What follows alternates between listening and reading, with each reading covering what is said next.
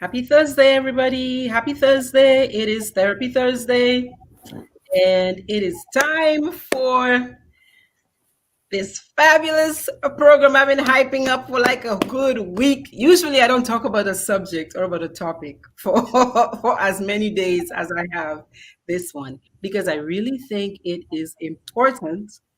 I think it is vital, and I'll share some reasons why I think relationships are so vital.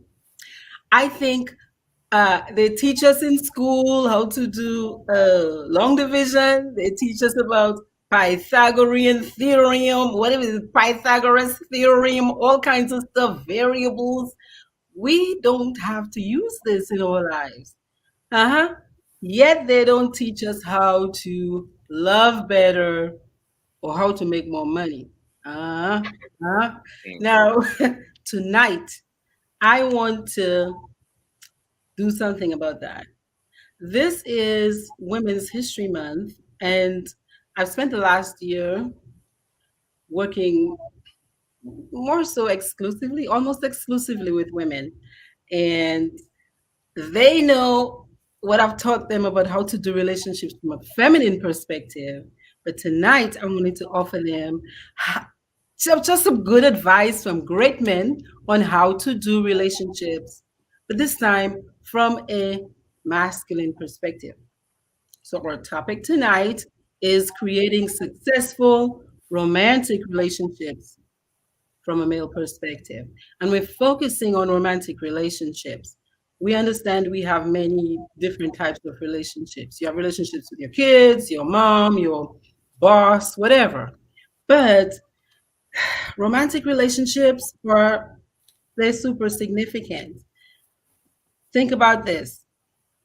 Some people will kill themselves if their relationship doesn't work.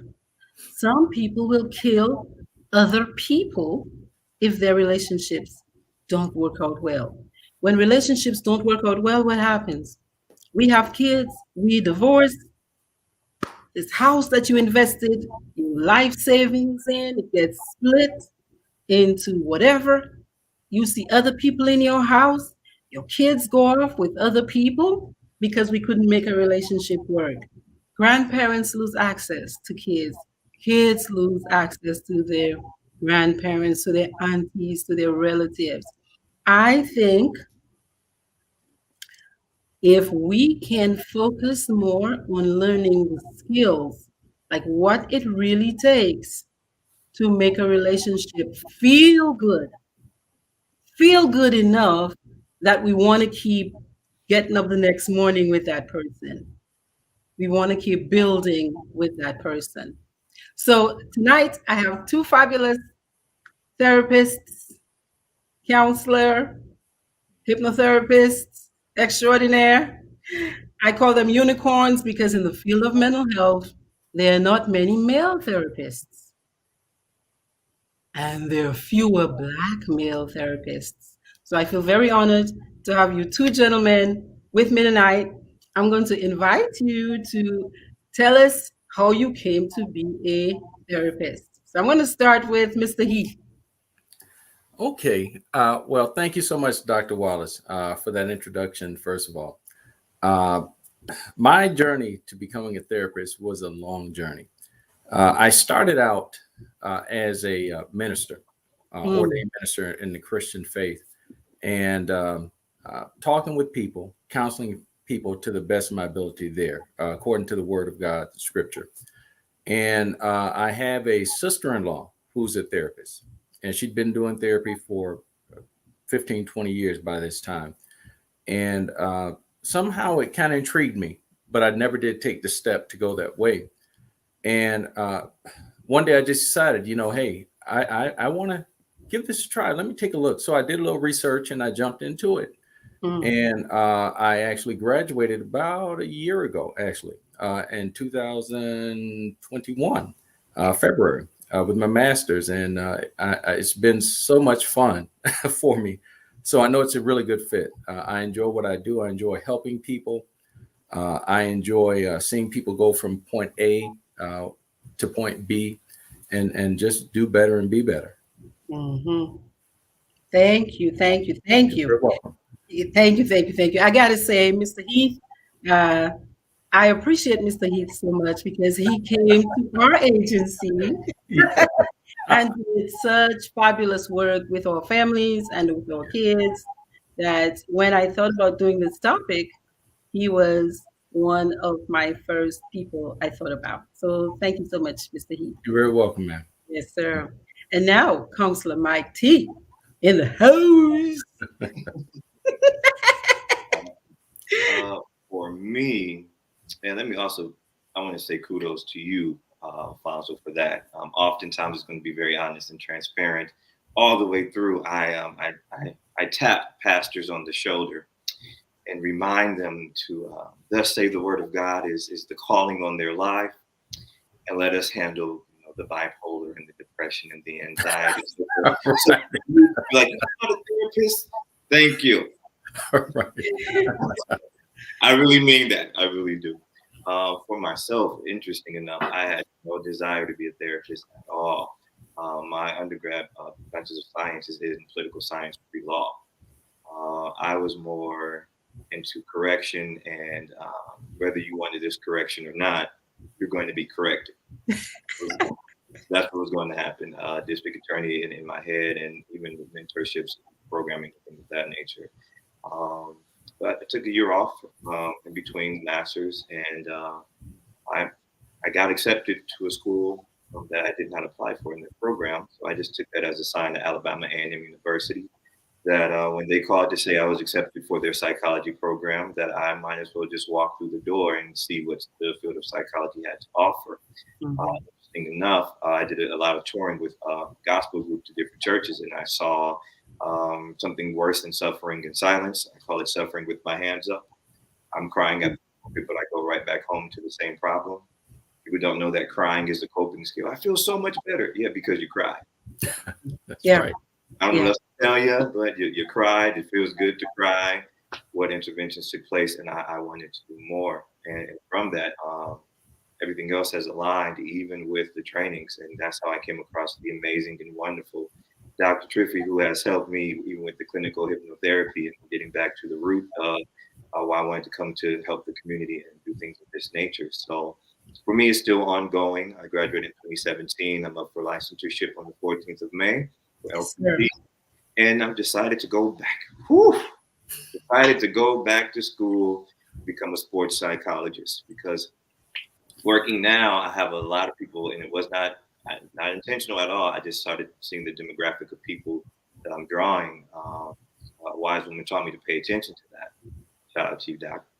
And with that, I was just like, okay, I'm bringing in a lot of athletes, and I had no idea that they really have no clue when it comes to draft days where their future is, where they're going to be doing, where they're going to live, how it's going to affect the family or anything of that nature. So anxiety, depression, those were the things where just like sports psychologists, this is what we need to do. And it doesn't hurt if you got a couple of cousins who are up for the NFL draft. It doesn't, I'm not going to say their names because I don't want to, do anything like that. But, that didn't hurt either. So, but yeah, that's just a little bit about me. Well, thank you, Counselor Mike T. It was a pleasure having you in our hypnotherapy training last fall, September through December. Yeah, yeah, yeah. I see Marcia. I see Marcia. Hi, Marcia and Patricia and Betty and Mrs. Heath. I see Lori. I see Roy. Petra. Hello, hello. Y'all share the live. Share the live. Let people know that we've started. This is going to be very interesting. I hope it's also going to be a healing conversation. I hope it's going to be a healing conversation. So I want to start off with relationships from infancy, like dating. One of the questions I got from the women is, generally speaking, what is a man looking for during the dating phase before he says yes, you're my person? Before he says yes, that's I'm going with you. Hmm? Yeah. So that's where we're starting, y'all.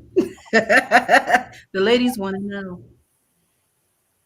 Well, I'm wise enough to know as a young buck that I'm going to let the good pastor go first.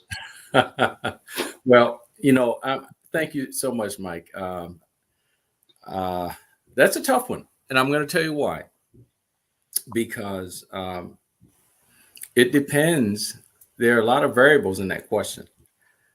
When a man meets a woman, what are his intentions? First of all, does he think she's sexy?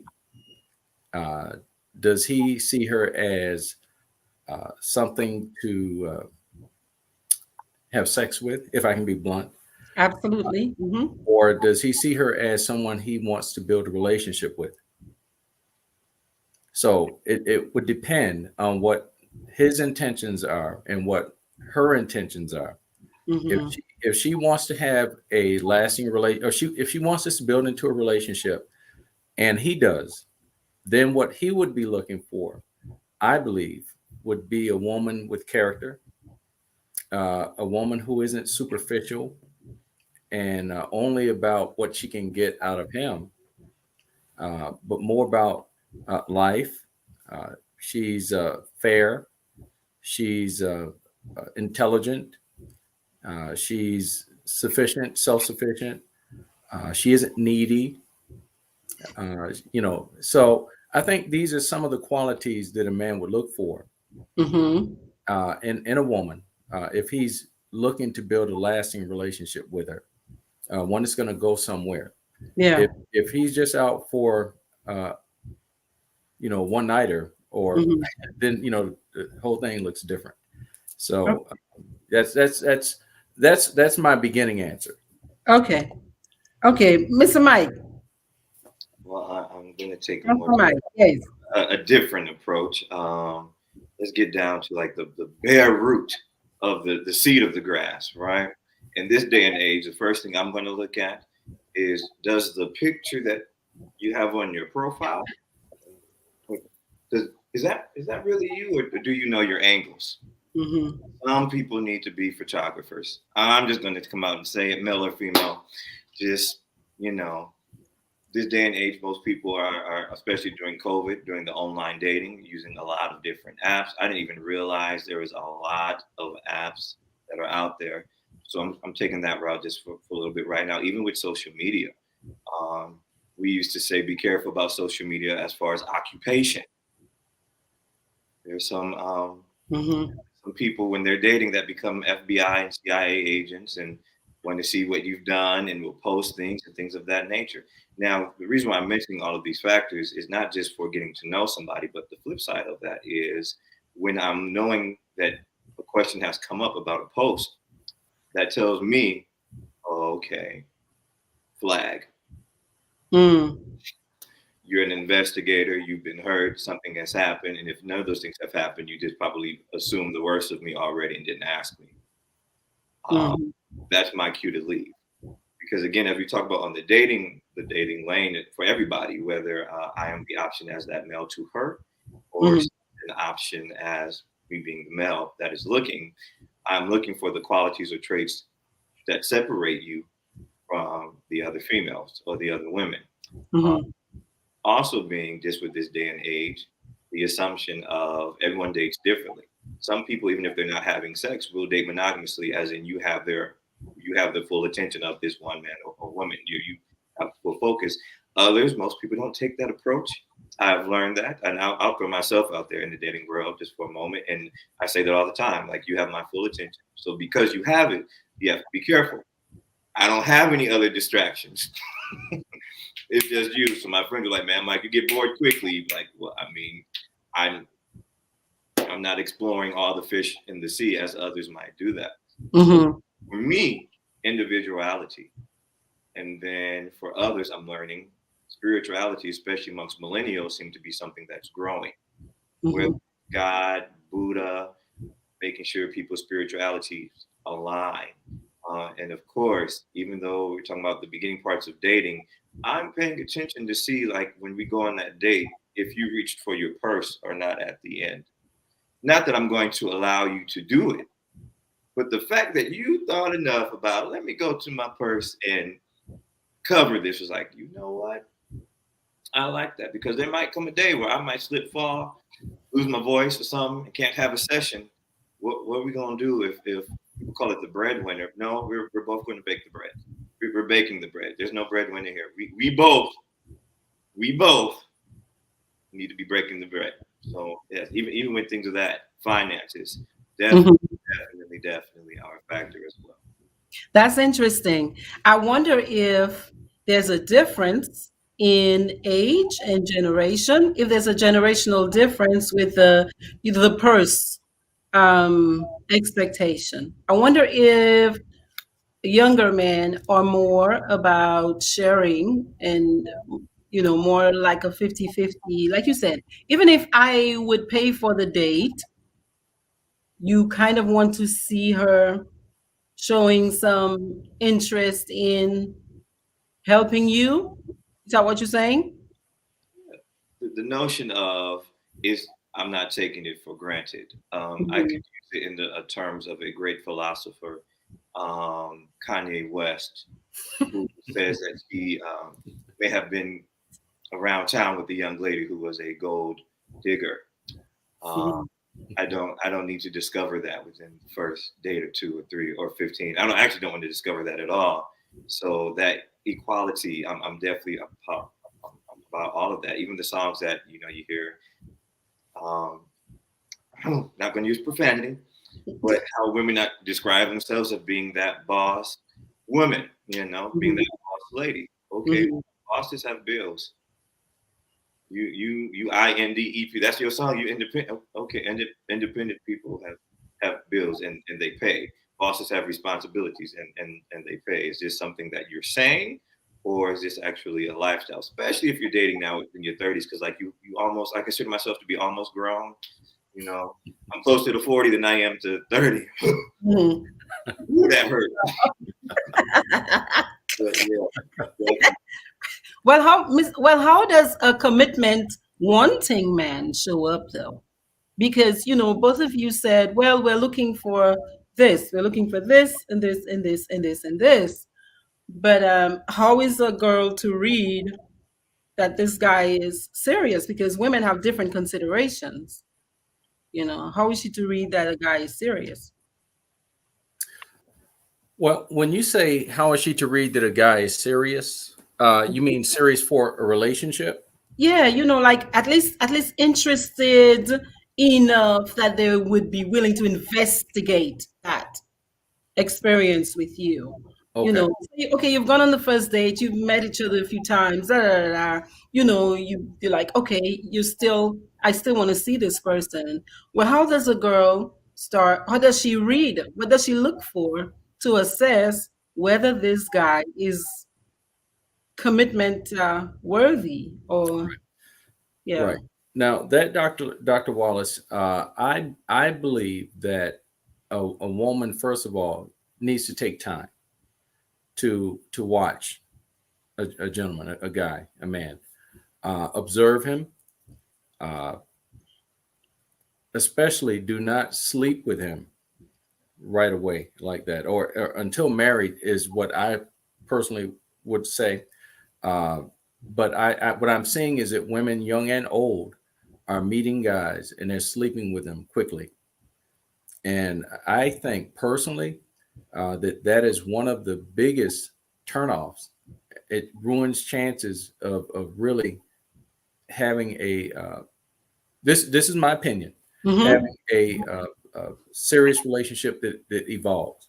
Because Because yeah, for a couple of reasons. Because once you engage in sex, it opens up so many more emotions and feelings, and I think it's premature in the relationship.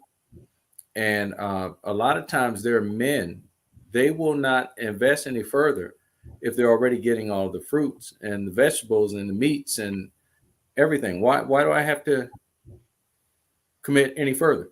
I'm already getting everything I need. So they'll put everything on pause and they'll stay there for the next mm-hmm. 20, 30 years. Mm-hmm. Oh yeah, we're going to get married one day. But that never happens because men just, there's some that are that way. Now, I was raised old school. I'm 57, 56, I'm Yeah. sorry. And, I was always taught if you get a girl pregnant, you marry her. Mm-hmm. Of course, that's not probably happening today. But I've learned since that time that, you don't necessarily have to marry someone just because they get pregnant Yeah. or make that mistake. But I still feel a sense of obligation uh, and responsibility as I go through life. And Mm. now, just to say this as a sidebar, I believe today the role models and examples for men are oftentimes far and few in between. So we have a lot of young men out there coming up, and they're not really getting good examples of what a gentleman is, Mm. or what responsibility is all about, or respect for a Mm-hmm. woman is all about. And Mm-hmm. so they're doing what they think is manly, I guess. And I wouldn't even know how to date today, to be quite honest with Yeah. if my wife were to say, hey, you know what, I'm tired of you. I wouldn't Yeah. even know how that game goes today, because there's so many different nuances, and women want to be like Mike was saying earlier, bosses. Mm-hmm. And so, and I refer back to the scripture in First Corinthians, third chapter, where Paul sets the order of how Christ is the head of man, and man is the head of the woman, and God is the head of Christ. But Mm-hmm. there's order. There's something to go by. So I always see a family structure as the man, the mother or the wife, children. Mm-hmm. Nowadays, it's everything's so mixed up there. And Hazy. so when people decide, hey, I want to date, or I want to, you have to already have your boundary set. What it is you want, I'm sorry, what it is you will accept, what it is you won't accept. Uh, what are you looking for? But first of all, examine the man. See what type of character he has. Is he the kind of guy to open the door for a woman? Does he pull out chairs? Uh, that's what I would suggest. First watch, and Yeah. that way it'll give you. And I missed a key thing. If you're a believer of God, pray. Pray first that God leads you in this process. If you really want to have a meaningful, um, fulfilling relationship, pray, Mm-hmm. and then watch at the same time. Yeah. Pray and watch. Watch and pray. Yes. Watch and pray. All right. Woo! Y'all better be getting on your knees. On your knees. Yeah. Absolutely. On your knees. Mike, what are your thoughts, Mike? What are your thoughts? I gotta come back to Mr. Heath there. I gotta come back, but Mike, yes, I want to hear your thoughts. So while listening to the good brother, I said to myself, "Oh yes, I forgot the perspective to which I'm supposed to be speaking of on today." Uh, but to the gentlemen who are watching, I reassure you that I will text Alfonso to let him know he still has his man card. He's in the brotherhood. He didn't give up all the seat. He got close. I was about to send a direct message like you, sir. But this generation, again, even with dating, is very, very much so different. Um, the sex component. Nowadays, if you have not had sex within the first week or two, you have done something. You have accomplished, like, that's a big deal for some people. Some people say 2 to 3 months. Some people are at the 6 months. But I do agree with you should know what you want if you're seriously dating. I call them there's the play dates, just going out. I'm bored. I want to do something, and that's perfectly fine. You have the right to do that. But then, if we're talking about dating for relationships, you should know what you want before you start, including what that looks like as well. Mm-hmm. There are a lot of people in the church, included. That's another topic about clergy. And some people, where it's just like, okay, you held off on sex for so long, and now you did it the quote right way, and you're married, but you chose somebody who don't like the stuff you like. Right. Chose somebody who said, no, this is the we're grown. This is the only position, and this is all going to be for the next 15 to 35 years. But you're like, my friends over here, one boy's over here. The marriage retreat said, the therapist said, and thus say the Lord in your house. Well, no, the wedding bed is undefiled, but we're going to be in this one position. Right. You did that to yourself. You're touching on something important, which Laura is also pointing out, which is communication. Yes. Somewhere during this phase, we have to be willing to clearly say what feels us, Absolutely. what does not, yeah, what we like, what we don't like about these big topics like love, how we're going to spend money, what we think about kids. Do I even want kids? Because if one wants kids and one doesn't want kids, that means we're incompatible from the Right. jump. And then I think sometimes we don't ask these sorts of questions, and then we get really hurt, down the line. So yeah, Laurie says communicate before marriage. But here's the problem. I'm not gonna say men don't communicate. I'm gonna ask you, men, do you all believe men are good with this communication piece, generally speaking? And how can we help men? Because I'm saying that because ladies, for the most part, we're more used to talking about our feelings. We're more used to being vulnerable. That's part of the feminine energy in us that is more used to and more comfortable being in a vulnerable position where you're sharing your heart with a person and they might agree or they might disagree. And for some of us, that really hurts when people don't agree with us. So, what can you offer the brothers when it comes to communication? Before I forget, I want to get this one first because you mentioned a great point. See, now there's talking and then there's communication. So when you're saying women are used to talking, yeah, you're right. Y'all talk. You talk, talk, Yeah, talk, talk, talk, yeah, talk, talk, talk, and ain't said nothing. yeah. But superficial Right. topic. Yeah. Correct. Correct. So even in the I vein want to do you like this tonight, right, girl? If you come over to, I'm a like, lot of talking. Yeah. Mm-hmm. Mm-hmm. but no communication. Mm-hmm. As to the adverse of someone who might be silent, not saying much, to him, from our perspective, just a slight little tip. We've been, and I was saying this a little bit earlier, we've been trained, we've been bred not to communicate. That is a form of weakness.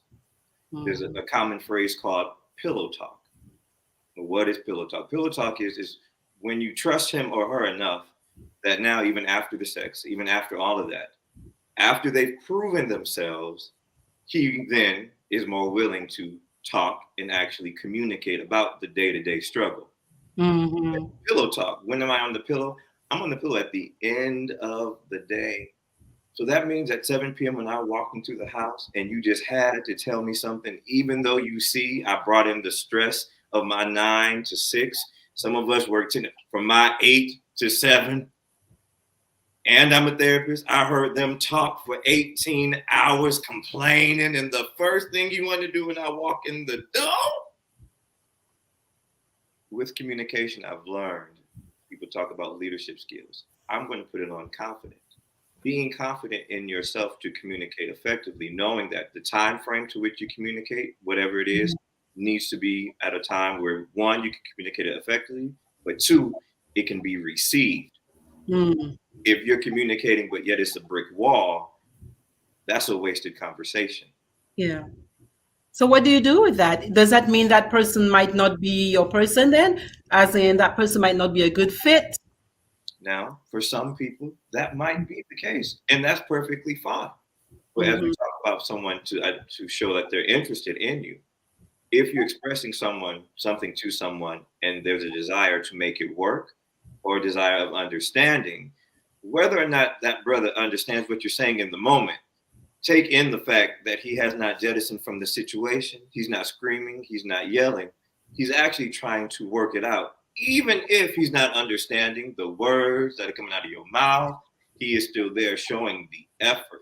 If the effort Mm-hmm. is still there, even though communication may be lacking, Yes. communication is a ongoing. Please, and that's a lot of people think, well, when we get married, everything's gonna no. If we haven't started those constructs of communication, of fighting fair, of what we're gonna do every time we get into that fight, and if we need to add more things because now we're older in the marriage and relationship. But communication is an ongoing, progressive think. But I wanted to hit that before I forgot about that Yeah. part. There's talking, and then there's communication. I like that. Thank you so much for that. And a reminder for the listener. In this case, we're saying the woman to appreciate the fact that even if maybe they've gone mum, at least they're still standing right there in front of you. They're not leaving the fight. They're not disengaging. Right. And I like what Mike was saying, Dr. Wallace. I want to add to that Mm-hmm. because in a relationship that is prone to grow, it's going to take this. It's going to take two people who, first of all, want to be in that relationship. Mm-hmm. If they both want the same thing, okay, then it stands a good chance of prospering and moving on to better, bigger and better things. But then it's going to take maturity at the same time, because if you have one person that's that wants this thing and they're not mature, then it's going to kind of get kind of tough for them to continue. So maturity, and they have to want it. And if they want it, and let's say this gentleman doesn't have great communication abilities, he can learn as you continue to talk with him, and he continues to learn how to express himself. And so he can learn, because like Mike was saying, there's some guys, they're just not communicators. Yeah. And it doesn't mean that they're bad people, because they just didn't learn. Someone didn't teach them to express, hey, that bothered me when you walked past me and you didn't say hi. Yes. They Yeah. just kind of learn to just keep it inside and deal with it. Yes. So I think the problem, I think women, again, so women, we're very connected to our feelings. I say that we use our feelings almost like a barometer to sense the world. So we interpret the world in a huge part based on how we're feeling in the moment. And when things aren't going well with your man, that's perhaps one of the biggest, like the hardest pain. It's like just it's like nothing else. Everything else in your life kind of hinges on whether or not your relationship is working well. It can have a lot of impact. So even though women are more used to the talking, sometimes the things, especially if they don't see effort, like you said, right, and consistency, I think women give up. Like almost like that fight, flight, faint, shut down kind of response. Yes, I think we go back to that childhood style we had when things became too much for us, and we'll just shut down. And we walk around with our faces like tight, and we're like, don't touch me and don't call me. I don't want to talk to you. I think when we've gotten to that point is because there's something we've sort of given up about. Like, I've said this to you already. Why do I have to keep saying this to you? And you should know, but there's no, there all these little words like should. There's no should. We keep consistently showing up. If we say we want a relationship, if both of us are on the same page here, then we keep showing up, and we keep trying, and we keep trying again. Mm, So, Doc, right. Yes. so I'm speaking up now. I'm a little bit You older lose. than the millennial. You lose right now. Yeah, you lose. You say. You already know, but I'm not cussing, so I'm being professional. We're good. Do that for you, Doc. There's an 801. I don't know what's about to happen. I want my clients to be like, ugh, okay. But I was also thinking, even, I mean, I'm going to relate this to being a black male. Mhm. This is a black male's perspective when it comes to this, from generation to generation to now what we have. Okay. When you were talking about those childhood things, I'm about to be 37. Even for me, I came in that generation of we don't cry, walk it off. So when I was trying to learn how to communicate my emotion, how to communicate my feelings in my younger years, as most black boys, that was taken away from us. Mhm. Now, my parents, they're still married. My father and I, we've had these conversations. I'm blessed to be able to have my father to do that. A lot of times we see where it's a single household, I'm going to word this very carefully because if I don't, it's going to go into another segment. This happened back on, and this is I'll throw the construct out there. What happens when single moms are dating their sons? But anyway, come back. You have that part. I know, right? So then, even with those in single households, we have a mom who maybe overcompensates just a little bit more because there is no male there who really is like, you don't do this, you don't do this. Absolutely not. Be a man, be a man, be a man. You've taught him to harden himself. You've taught him not to communicate. Or you have now the millennials who take the extreme opposite. They'll give you every emotion possible. I am looking up words half the time with someone young just throwing these words out at me. And then they get into dating and they're called weak, called sensitive, even called gay. So, and it blows my mind. Some of these gentlemen who say, well, I didn't have sex with her. So she came back the next day and was like, oh, okay, so you must be gay or something. You just gotta be gay. Like, Yeah. So, well, you know, Rosamond is asking, then how does a woman cope with a non-communicator? Because, you know, like I was saying, it can be really painful. Once you've bent over backwards, or at least in your mind, you've bent over backwards. In your mind, you have tried to have the the conversation. You've tried to express how painful it is for you when they don't speak. But, and what do you do if your partner doesn't budge and doesn't want to learn and doesn't do better or different? Yeah. Yeah, that's a interesting question. It's a tough question because there are variables in that situation. Men that do not want to communicate do not want to. Why is the question? Why do they do not want to communicate? So that's what she might have to kind of try to figure out. Is it because what's his history? When she met him, was he a communicator or was he not a communicator? Has he suddenly become a non-communicator? And if so, now we need to figure out why. Is it because he's made requests, she hasn't responded? Or is it because now he needs to be this way because of something else? I don't know. But that just is odd. If my wife, and I'm just kind of flipping it for a moment, but if my wife stopped communicating with me, that'd be, well, what happened? Yeah. So I have to try to figure out, well, why is she not talking to me now? Yeah, so that's why there's kind of more variables. You can't just kind of answer that question because we don't know what's going on. We don't know the rest of the story. Right. I can mention that from a dating perspective for the women. This is where a lot of younger women especially find themselves as trying to be the fixer, or I can change him. No. So if you know right now this is going to be work and you're dating, feel free to employ self-care and care enough about your own self and your own emotion to leave that situation alone. Yes. And I've also heard a lot of women say, well, I don't want to leave because then the next woman is going to enjoy all the work that I just put into it. Look, I'm I'm not lying though. I'm not making. I know. I heard it. Yes. Actually, not only that, but when she spoke to cope, I'm like, well, cope. That's a self mechanism.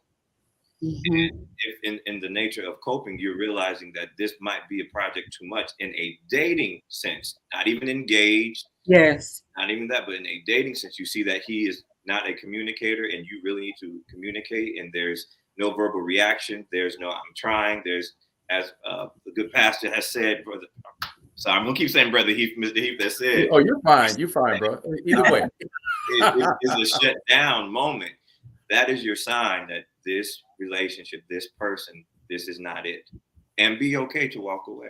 That's beautiful. That is really beautiful, because I think a lot of women think, oh, I don't want to be mean. Oh, but they're nice over here and they're nice over there. But you have to learn, you have to have become a detective about your own self to know your limits. It is not fair to this other person for you to not invest the time in learning yourself, and then you go blame them for not being a communicator when you knew I really need someone who can express their thoughts and their feelings to me, or else it hurts me too much. So just because you want a ring on your finger, you some of us we don't make fully informed choices, and we say things, and it's not a bad thing that he doesn't communicate the way you like it. It's just that for you, the pain you feel when he doesn't communicate the way you want him to, it's too much for you. He's not a bad person. Neither are you if you walk away or if you say no. You just have to know yourself enough, well enough to know, okay, that is not my fit. This is not going to work, except if this person really invests the time in learning how to do it in a way that feels good for me. Yeah. Doctor, something triggered. You said that ring. I went straight biblical. Stay with me. But I'm not talking about Genesis, Adam and Eve. I'm talking about like Jeremiah, back where that ring is also bondage. Absolutely. Mm-hmm. That part. Not just marriage or bondage. Absolutely. Yeah, and I agree, Dr. Wallace, what you said. That's so important. It goes back to when I said, you need to kind of know what it is you want, what you don't want, what you're willing to accept, what you're not willing to accept. Especially since you're not married. This is a feeling out process. This is a time where you get a chance to see how does he act when I'm not saying to do things intentionally, but what is he like when he's angry? Does he punch when he's angry? Does he choke? What does he do when he's angry? Does he offer to pay the bill? Does he look at women, nice looking women, when they walk past us as though I'm not there? Does he do that? That means he doesn't really respect you.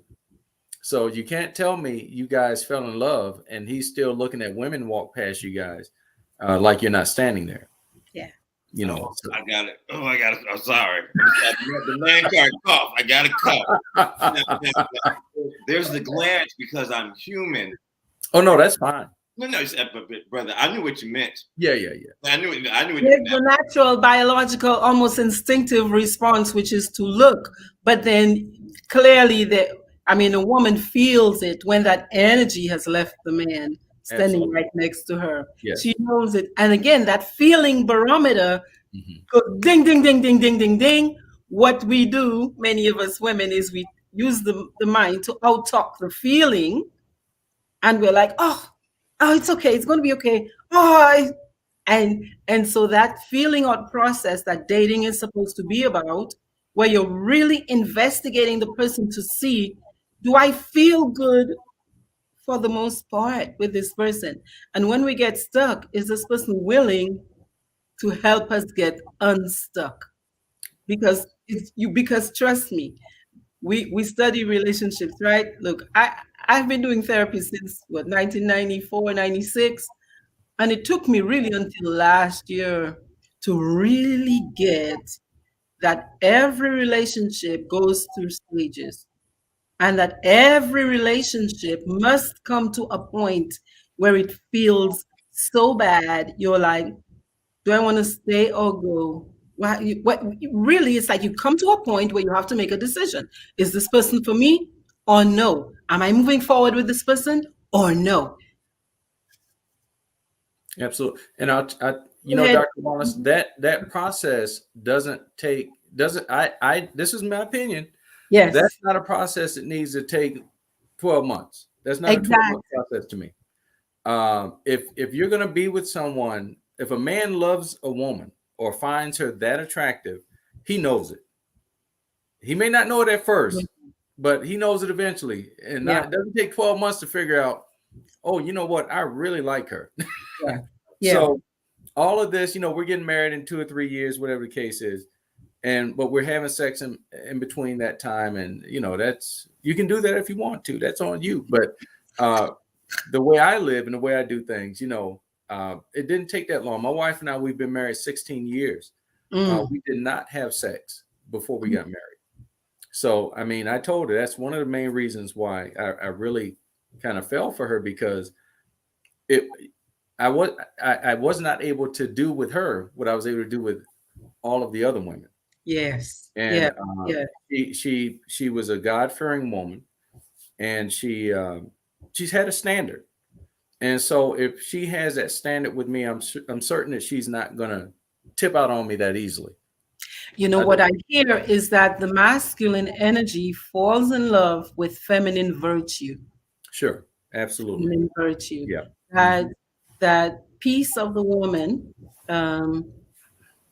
that feels higher and bigger. Yeah. So the standard thing where that person, if I have the standard, I love myself enough. I can take you or I can leave you. I really appreciate you and you're great, but I have a policy that this is what I do. And I do it to preserve myself. If a person cannot understand that, that is not your person. It's not the best fit for you, and that's okay. It's not as if the person is wrong for wanting to have sex with you. You want a man who wants to have sex with you. As a woman, you better want a man who wants to sleep. Yes. Yes, she communicated to me that, hey, I would like to get married someday, but I do not want to have sex. That's it. Until I've married. And so I respected her enough. That's it. That I waited until we were married. And you wanted her enough. I wanted her enough. Yes, I did. Yes. Yes. And you so her enough. Yes. Absolutely. And I tell you another thing, just kind of answering what Mike was talking about, because within relationship now, there is not bondage. Shouldn't be. If it's a bondage type of relationship, that doesn't feel good. Right. So there has to be respect. And there has to be a sense of liberty. Yes. I'm not talking about, married and living single. I'm not talking about that. But I'm talking about able to pursue some of the things that you enjoy in life. Able to be yourself. And you don't have to be on eggshells every day. You can talk about things. I know some married couples, they just do things that we don't do. My wife and I, we crack jokes at each other. We laugh. We have disagreements. Sometimes they're loud disagreements, but we always come back. And if it gets too loud, we say, okay, hold on. Let's just table this. And we'll just wait and come back. But so you're talking about strategies here for when it gets really tough. Yeah. Mike, you said earlier about fighting fair. So can we talk about that? Because again, I don't care how much passion you have for your person when you just meet them. That's the biology. That's the chemistry piece. But then we're two human beings with two different upbringings, two different brains, two different sets of ideas about life. We must do this. Yeah, we must clash. There's always going to be some diplomacy between two people.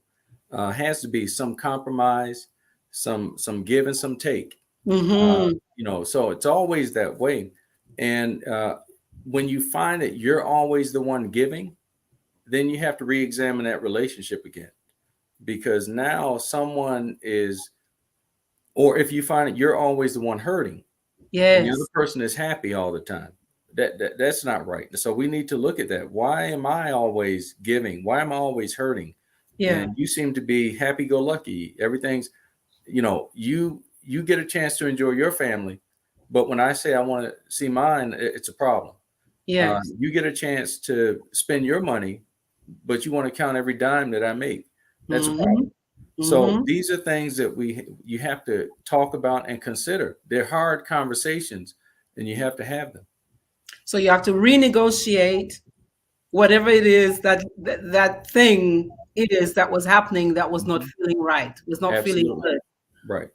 So Mike, the bond. So that Jeremiah thing with the bondage, I was going to say it's also bonding. So everything. In hypnotherapy training, we talk about the Hermetic principles, right, and the law of polarity. So this ring could be bondage. That's the other side. That's the underbelly of it.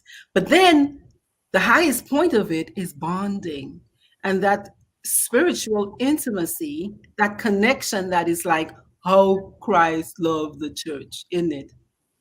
So that the highest point is that kind of connection you feel with another soul, with another human being, bliss, bliss.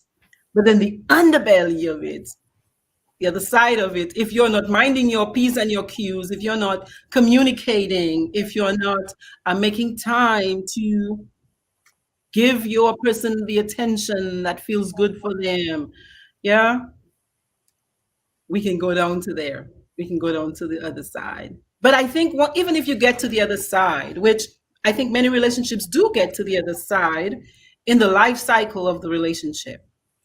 I learned in therapy last year as a client.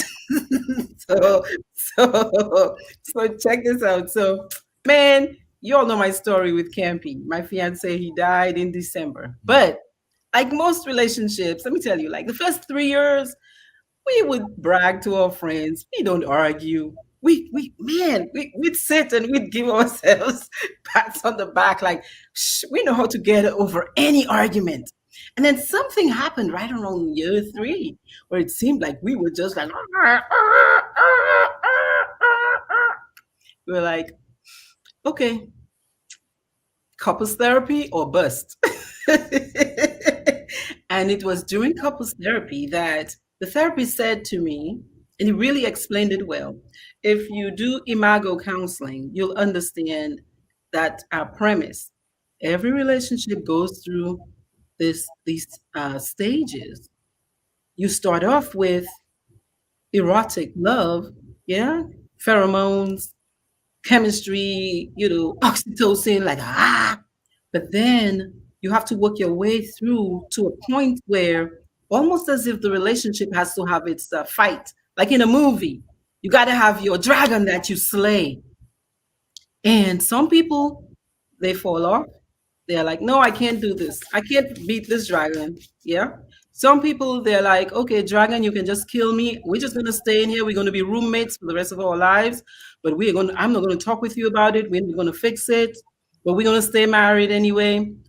Or you take the challenge and you work through the struggle, whatever that is, to move through almost to a new awakening process where you really get to love a person. You love a human being where you accept who they are. Yeah, they're crazy as a fox over here. I know this, when they do this, I'm going to get pissed off. Yeah, but I still love their birds. I still accept that crazy as a fox person as my person. The energy I have for them is still, okay, I want to keep moving. I want to see what tomorrow brings with that person. And so I think that piece of relationships, we don't get taught about it enough, and about how to move through it with communication, because it is through talking that you come back around again. And if you don't want to talk, even when we're dating, you think you're going to talk when we're fighting? Exactly. Yeah, and that's good stuff, Dr. Wallace. Knowing how to fight in relationships, and sex, what you mentioned earlier today, Mike, about not communicating, and so we're stuck doing one style, throughout this relationship. Those are key. Those are some strong things. Now, sex, money, knowing how to fight. And so I agree with you, Dr. Wallace. It's a cycle. It's a process cycle, like you said. The terminology you use, I'm not very familiar with it, but I've lived it. So I know what you're talking about. So, absolutely. So we went through that pheromonous, amorous part of our relationship where, we're putting our best foot forward every day, even after marriage. Yeah. And it was like, you're such an angel and all that stuff. And then, next time is like, I really don't like when you do X, Y, and Z. And we've been there, so, and then we've talked about it quietly, and then we've talked about things kind of loudly. But so the thing is, you're right. You have to press through those times, and it's with communication. I was the kind of person where when I got angry, I shut down, and I didn't want to be around anyone, especially the person I was angry at. If it was my wife, then I didn't want to be around her. So I'd go outside, cut grass, whatever, avoid her. And she, for quite a while, would always initiate and come to me and say, "Hey, can we talk? Hey, can we talk? Hey, can we Yeah. talk?" And she said, "Hey, can we talk?" so much until one day I grew up enough to say, "Hey, can we talk?" you know. And so now, if we disagree, she may do it, I may do it. Doesn't matter. But we're going to come together at some point to resolve what the disagreement was. And Mhm. most times, you just need some time to kind of process it and see what the other person was saying, especially criticism.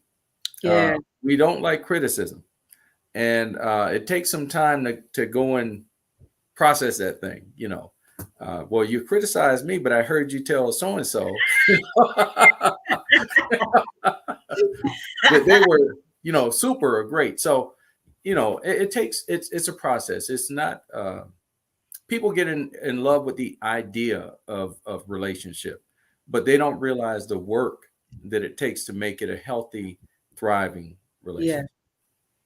And that's the piece that we are here for. Therapists are here for, but therapists got to go to other therapists who do Absolutely. their own work. Yes, come Every, somebody. yes, every good therapist has a therapist. Hmm. Yeah. I saw a couple of comments in the comment Yes. section, and I wanted to make a point where I'm going to call you out only because it says Facebook user. Don't worry, there's no real names. But so calling a spade. Men have no problems going to a couples session. I'm gonna let you know that right now. The issue is they don't want to hear another woman tell him he is wrong. Yeah. Heard that from you on the drive there Yeah. before you said let's go. He doesn't want to have to sit down now here in his mind. Two women telling me what quote unquote my problem, not the, but Yeah. my problem is. Hmm. Oh man, especially when people come into my office and then all of a sudden it's like, oh, it's a man. Yeah. Total different dynamic when the male is with the of another male therapist. Flip side, I've also learned that most men and individual therapy are typically there because one, the marriage counselor said, hey, you might want to do some individual work, or whether or not they listen to you the first or the 15th time, they finally said to you, okay. Hmm. I met with kids, the first thing they're going to say is, well, I'm here because my parents made me. With husband, I'm here because my wife, she told me I need to do this, that, that. Yeah, absolutely. And that's another thing of, as we're talking about dating, um, you mentioned criticism. There's Hmm. criticism, and then there's constructive criticism that still hurts. Yeah. Now, I can handle constructive criticism that still hurts. I'm going to give you a comment back. Trust me, if you're going to say something, you're going to say A, I'm going to say B, C, and D. Hmm. And you better not come after that. But I promise 2 or 3 days later, I'm going to loop right back around. Like, you know what? I'm not going to say you right. I'm going to go ahead and just do this, blah, blah, blah, blah, blah, blah, blah. You can take the you right with, because clearly I'm literally saying to you what you told me. This is how I am. But I'm just like, even in those moments of therapy, you might have to be that driving force for that young man to say, you know what? Okay, I didn't think about it that way. Sure, let me go ahead and do this for her or for Yeah. the sake of us. Um, Yeah. yeah, I did want Yeah. So we have strategies. Man, there's so much we could talk about. I think we're going to have to come back and do more of this. Like, real techniques to fight. Mr. Heath, you were saying sometimes when it's just too hot, like just table it. The conversation is not going to go anywhere. You're there. We can do something else. Let's go watch a movie instead. You, Can you're we wait, talk about this tomorrow? Absolutely. You're wasting your time when it gets to be that neither one of you are listening and just talking. Listen, I can do better things. I've gotten to the point now that I'm I don't need my blood pressure going up. We're not being productive at this point. Yeah. So let's just kind of stop and let's just come back. so we can be productive in this. Yeah. We don't want to get to the point to where I feel like doing something I shouldn't do. Mm-hmm. And we all get angry. The funny thing, my wife's a therapist as well. And we just finished teaching a anger management course. And so we've learned that anger is a choice. And so in relationships, we're going to get angry. And so when I hear couples say, oh, we never argue, I think about that sometimes because it's like, okay, maybe they don't know each other that well. Exactly. Living together yet.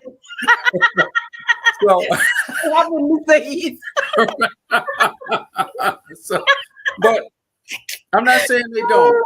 I'm just saying, that's all. But those are some key things, though. You're going to argue. You're going to disagree. You should. Yes. Because a man should not be there and say nothing. Right. You don't want to say nothing, man, because that's a wuss. That's a wussy man. What can you do with a wussy man who's doing everything you say to do? Nothing.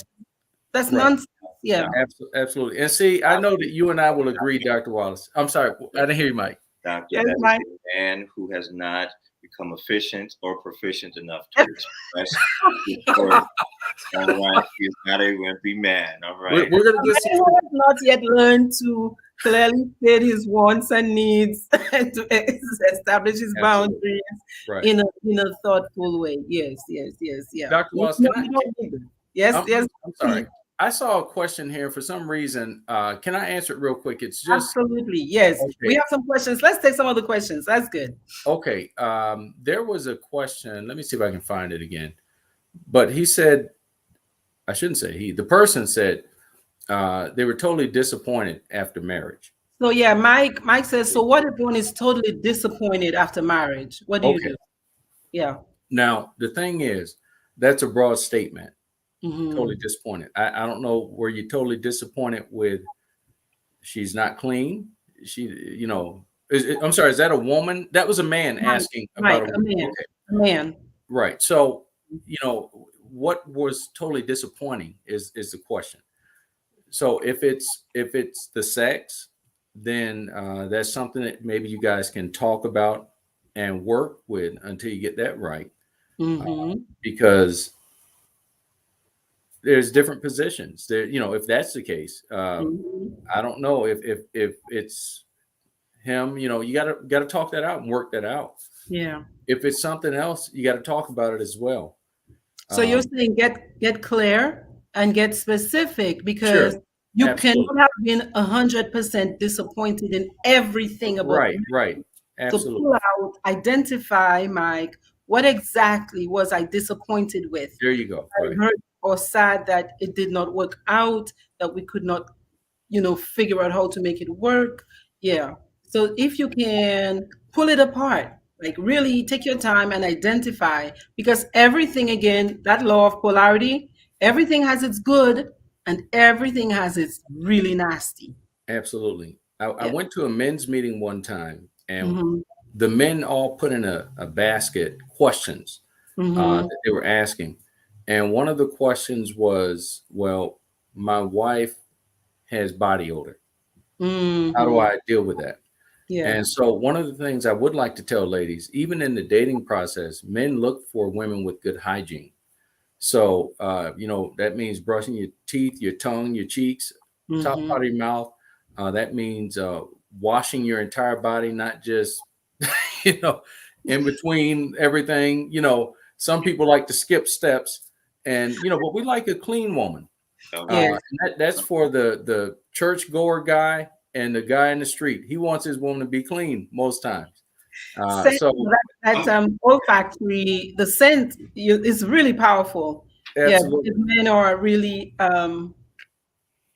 men are stimulated. We are. We're very visual, and we can smell as well. Can you expand that? But besides, you said clean. No. It is beyond clean. Your scent needs to be just as enticing as when I look at you. Yeah. And then the flip side, I'm going to need you to know the difference. Hold on, my bad. Sorry about that. Mac and iPhones, they're connected. but I need to know that you know the difference of that. Like I need you to when you're present, when I smell you, whoop! Yeah. There's been a time where I've had to ask them, like, listen, just for the sake of us, where'd you get that? That's it. And don't be offended by me asking the question, because there might be a gift, something to that effect. And it's not about, well, he just wants to have sex with me. No, I want to stay attracted to you. Yeah. I want you to be appealing to me, all of you. If you can sit 10 to 15 hours to get your hair done, please make sure you get the back of your ankle too. Yes. All of that is, and we're very visual. All of that, the five senses. If you don't remember anything else with Dave, remember the five senses. all five. Seriously. And that's good. That's good, because you're talking about, like, so think about hearing, right? Like tone of voice. I bet you're turned on or off by the sound of a woman's voice, by the tone in her voice. Yeah. Touch, when you touch the skin, look, some skin you don't want to touch again, but some you're like, oh, somebody, wait, actually, a cousin of mine, a male cousin of mine, he said, she smells like baby powder. I just want to keep going. You see, and that is a man who has learned to articulate and share, and he's secured up his confidence to let you know. Absolutely. And I'll tell you something else, just to add to that. Now, I know it's not very popular today. Women aren't doing this thing that women used to do a long time ago, which is called cooking. But cooking is a way to a man's soul. If you can do that well, you stand a good chance of keeping it. Let me tell you, my wife can cook. I mean, she does 98% of the cooking. So she can cook. She's beautiful. She can cook, and she's clean. So, you know, she does it for me because she does those things. Those are things that women, and you don't even have to be a really attractive woman to still be pretty. That's right. You know, some women say, well, I don't have money. Well, Walmart has some nice clothing that you can buy and look nice in it. Yes. I mean, as long as you're clean, you look nice. You know, it doesn't have to be a $300 dress. Yes. So, you know. You can't do the 300. I like that 300. Okay, look. Mike. Okay, so Marcia says boundaries and expectations. Boundaries and expectations are strong foundations in relationships. You know, they say good fences make for better neighbors, right? Good neighbors. You need to know what is your do not cross line, what is too much, what really hits your spot. Pun intended. Well, I got what you said. I promise you, both the two hunters knew exactly what you said. Yes. Laurie says marriage is work, and you got to be willing to put in the work. And yes, I agree. It is work because, again, you will come to those places when you're not lovey-dovey, when you're not seeing eye to eye, and it'll be sometimes on big subjects, because until you really have been with each other for so long that you already know practically everything about them, there's a lot of adjusting. There's a lot of adjusting. And even though my wife and we've been together 16 years, married, there are times when she just doesn't have time to maybe look her very, very best because maybe she's having a bad day. But for the most part, she tries to look at least presentable for me. And she tells me that. I'm not gonna, she said, I'm not gonna walk around here looking like I'm jacked up. So she'll do something to look at least, appealing, because hey, we're visual. Us men are visual. I see. I'm not blind. Yes. So, I know that there are other attractive men out there, just like there's other attractive women. So, I try my best to look appealing. I take care of myself. And if there are men listening, even if you do a few minutes of exercise daily and stretch, do it. Take care of yourself. And women, take care of yourself. Don't just paint your face. And if you're going to do your face, do your neck too. Don't just do your face. and do right. Mixed. We're just the whole mix. I'm here mixed today. Yeah. Yeah. I'm just curious. I'm curious, Fonzo. Now, would you happen to know a Lori Heath? That's my wife. That's his wife. Well, I figured because he's making sure the whole chat know. What you just said was just for commentary. Wait.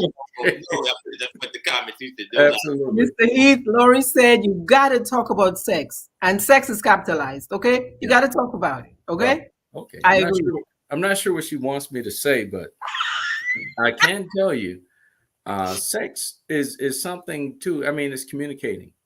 You have to communicate, and it's not something that you want to be selfish in. And I guess I'm talking about the men. If men are listening, you want relationship is reciprocating. It's not just for one person to receive and the other person to give all the time. So sex is the same as a relationship. Hey, I want you to get what you want, and I want to get what I want. So if that's not happening, then you guys just have to work that out so that is happening. Do you think we're all Black people here on this live? Do you think in our community, given the taboos we have about therapy, do you think we're missing out on? Sure, I think we are. I think, and Dr. Wallace, you're a very good therapist, and it's I think if you're fortunate to get a good therapist, someone that can really relate to you, or that's going to take the time to listen and help you to come to that actualization that you're trying to reach, then you've done a good thing. But yeah, us as African Americans, Black people, yes, we're missing out on this thing. I think it's a good thing to do. And also, just to the point of the Black community, we definitely, I think we're catching up now. It took a very long time to get us here to this point, but we are definitely catching up now to the point where we can see it, not just for our neighbor or our friend, but a lot more of us are having that aha moment that, yeah, me too. I think it's time for me just to talk to someone, just get it figured out. Definitely. And here's my caution, as I'm saying, talk to a therapist and all of that. Now, the good doctor, she knows how I feel about a certain occupation. So all I'm going to simply say is, when looking for a therapist, make sure like the word therapist is in their credentialing, or counselor is in their credentialing. So if you see like marriage and family therapist, well, at least you see therapist is marriage is family is targeted. You see licensed professional counselor. Okay, this person is licensed, they're professional, and they're counselors. And that's there are some others that don't have that. Yeah.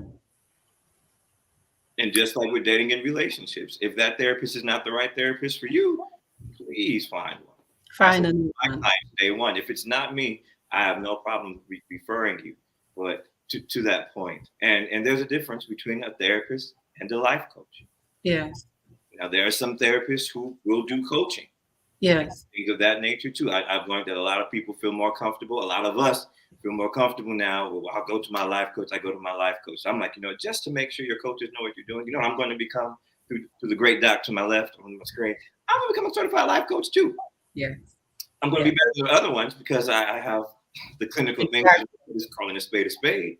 Exactly. For the sake of the culture and for the sake of the people, at least that person is trying to get some self-betterment, whether it's or dating or whatever the skill is, definitely. And there was something that I saw in the chat where they talked about, I guess it was like, I think they mentioned like a fairy tale or something to that effect that women may have about dating. I'm not going to say, wives' tales. That was the word. Okay. So the man's expectations that are based on old wives' tales or men's silly talk. Oh, Lord. Facebook user, you hard tonight. It's a man. Facebook user said, could a man's expectations that are based on old wives' tales or men's silly talk be a deterrent or a downside to open and honest communication? Well, absolutely. Do you want to? Yeah, Okay. Well, absolutely. And that was something I was going to actually comment on before you even read that, because, we have these silly talks. What'd she say? This person say these silly, Old wives' tales or old men. wives' tales, right. This is how you do it, man. Listen, you do this and you do that. Yeah. That's not reality. So if you have a good therapist and you do go to a therapist and you start talking about these things, we can bring some balance and some reality into expectations, because some people have unrealistic expectations about relationship. Yes. The silent knight in shining armor. We don't want a woman doesn't want a silent shining knight, knight in shining armor. She wants one that talks to her, That's right. one that can relate to her, Right. and can be affectionate with her. So those are myths, and but reality and relationship is just as important as the reciprocating portion of it. You don't get married and she's going to be perfect or he's going to be perfect. Mm-hmm. No one is perfect. I don't care how attractive they are. Mm. There are going to be days when they may not feel as good as they did the day before, or look as good, or and there's give and take Mm-hmm. in this thing. And if you get with someone just because they're beautiful, Yeah. you made a mistake, or just because he's handsome, you've made a mistake, because now you got to look at deeper and see what are his tendencies. What's her tendencies? What is his or her character like? These are the core things that you're going to be dealing with for the next 50, 60, 70 years if you get with them and it turns into a relationship, a marriage relationship, that is. Mm-hmm. Yeah. I just wanted to take a different approach. Now, the Chicago in me, although I've never been shot, I don't want to be a bystander either, those grazed bullets. So I'm going to flip the script, because I picked up all of the tone that's in that, like it's screaming at me. Okay. So I'm going to flip the script when it says men silly talk, and talk about this it's after 8. I caught myself. Talk about this crap that women tell each other. And sometimes men say this to women. Mostly women say this to women, and I've heard it, and it's so not true. Watch how he treats his mother. Mm-hmm. And he said, no, Mm-hmm. you will never be her. Yeah. It is not going to happen. You are setting yourself up for failure. He will not win ever. Never. That whole concept of you better not say nothing about my mama. Mm-hmm. That even applies to you. But the flip side is, let's look at it as a marital stance too. You're also setting yourself up for contention. Why? Because in the process of dating, you're going to go from 2, as in the woman who's second in his life, to number 1. Mm-hmm. And then mom is going to go from 1 to 2. But by comparing being at second place, you're never going to get to the top, because you're so worried about who has the silver medal. And when you started, you weren't even one of the contestants. You weren't the finalist. You weren't bronze, silver, gold, none of that. But as you elevate, you're still looking here, there, and everywhere else. Flip side, we're counselors. There are some horrible parents. You might never know that trauma until after you get married, if you get that far. But because you're looking at the wrong relationship and type of relationship, basing it on your eyes and what you see, not knowing behind it, you might never know that that young man had to raise himself and take care of her. Mm-hmm. Because so stop doing that. So that's a myth. That's an old wives' tale. That's Absolutely. Themselves. What do you think, Mr. Heath? I agree. There was something, what I hear, I've heard older women say that. When I say older, I'm talking about in their 60s. Mm-hmm. Not that it's a myth, but it's a thought process. Well, if I get with him, he's going to have a whole lot of money. Mm. And I'm not saying that you shouldn't get with a man that's got a lot of income coming in, Mm-hmm. but it's kind of one of those me-oriented type of statements, because it almost is like, I ain't gonna do nothing. He just better have some money, because Mm-hmm. I'm worth it. But yet you have a negative disposition, already because you're talking about what he better have, Right. and so and so this is a generation where I think it's me oriented, and the women have to understand that there are a lot of men that are me oriented too, and I Mm-hmm. see them every day. I'm not saying I shouldn't say it's a lot. I've seen some, but I know there are good men out there, and I know there's good women out there, and it's just a matter of not lowering your standards and buying into this selfish mentality, because that's just the worst for a relationship. You know, Um, Mr. Heath, as you're talking about this and the money piece, so something else I'm hearing a lot on social media is women. I saw there are a few guys who have this podcast or whatever it is, and they're like, well, maybe women need to be less focused on their success. So almost as if suggesting that women should stop being so successful if they want to be married, if they want to get married.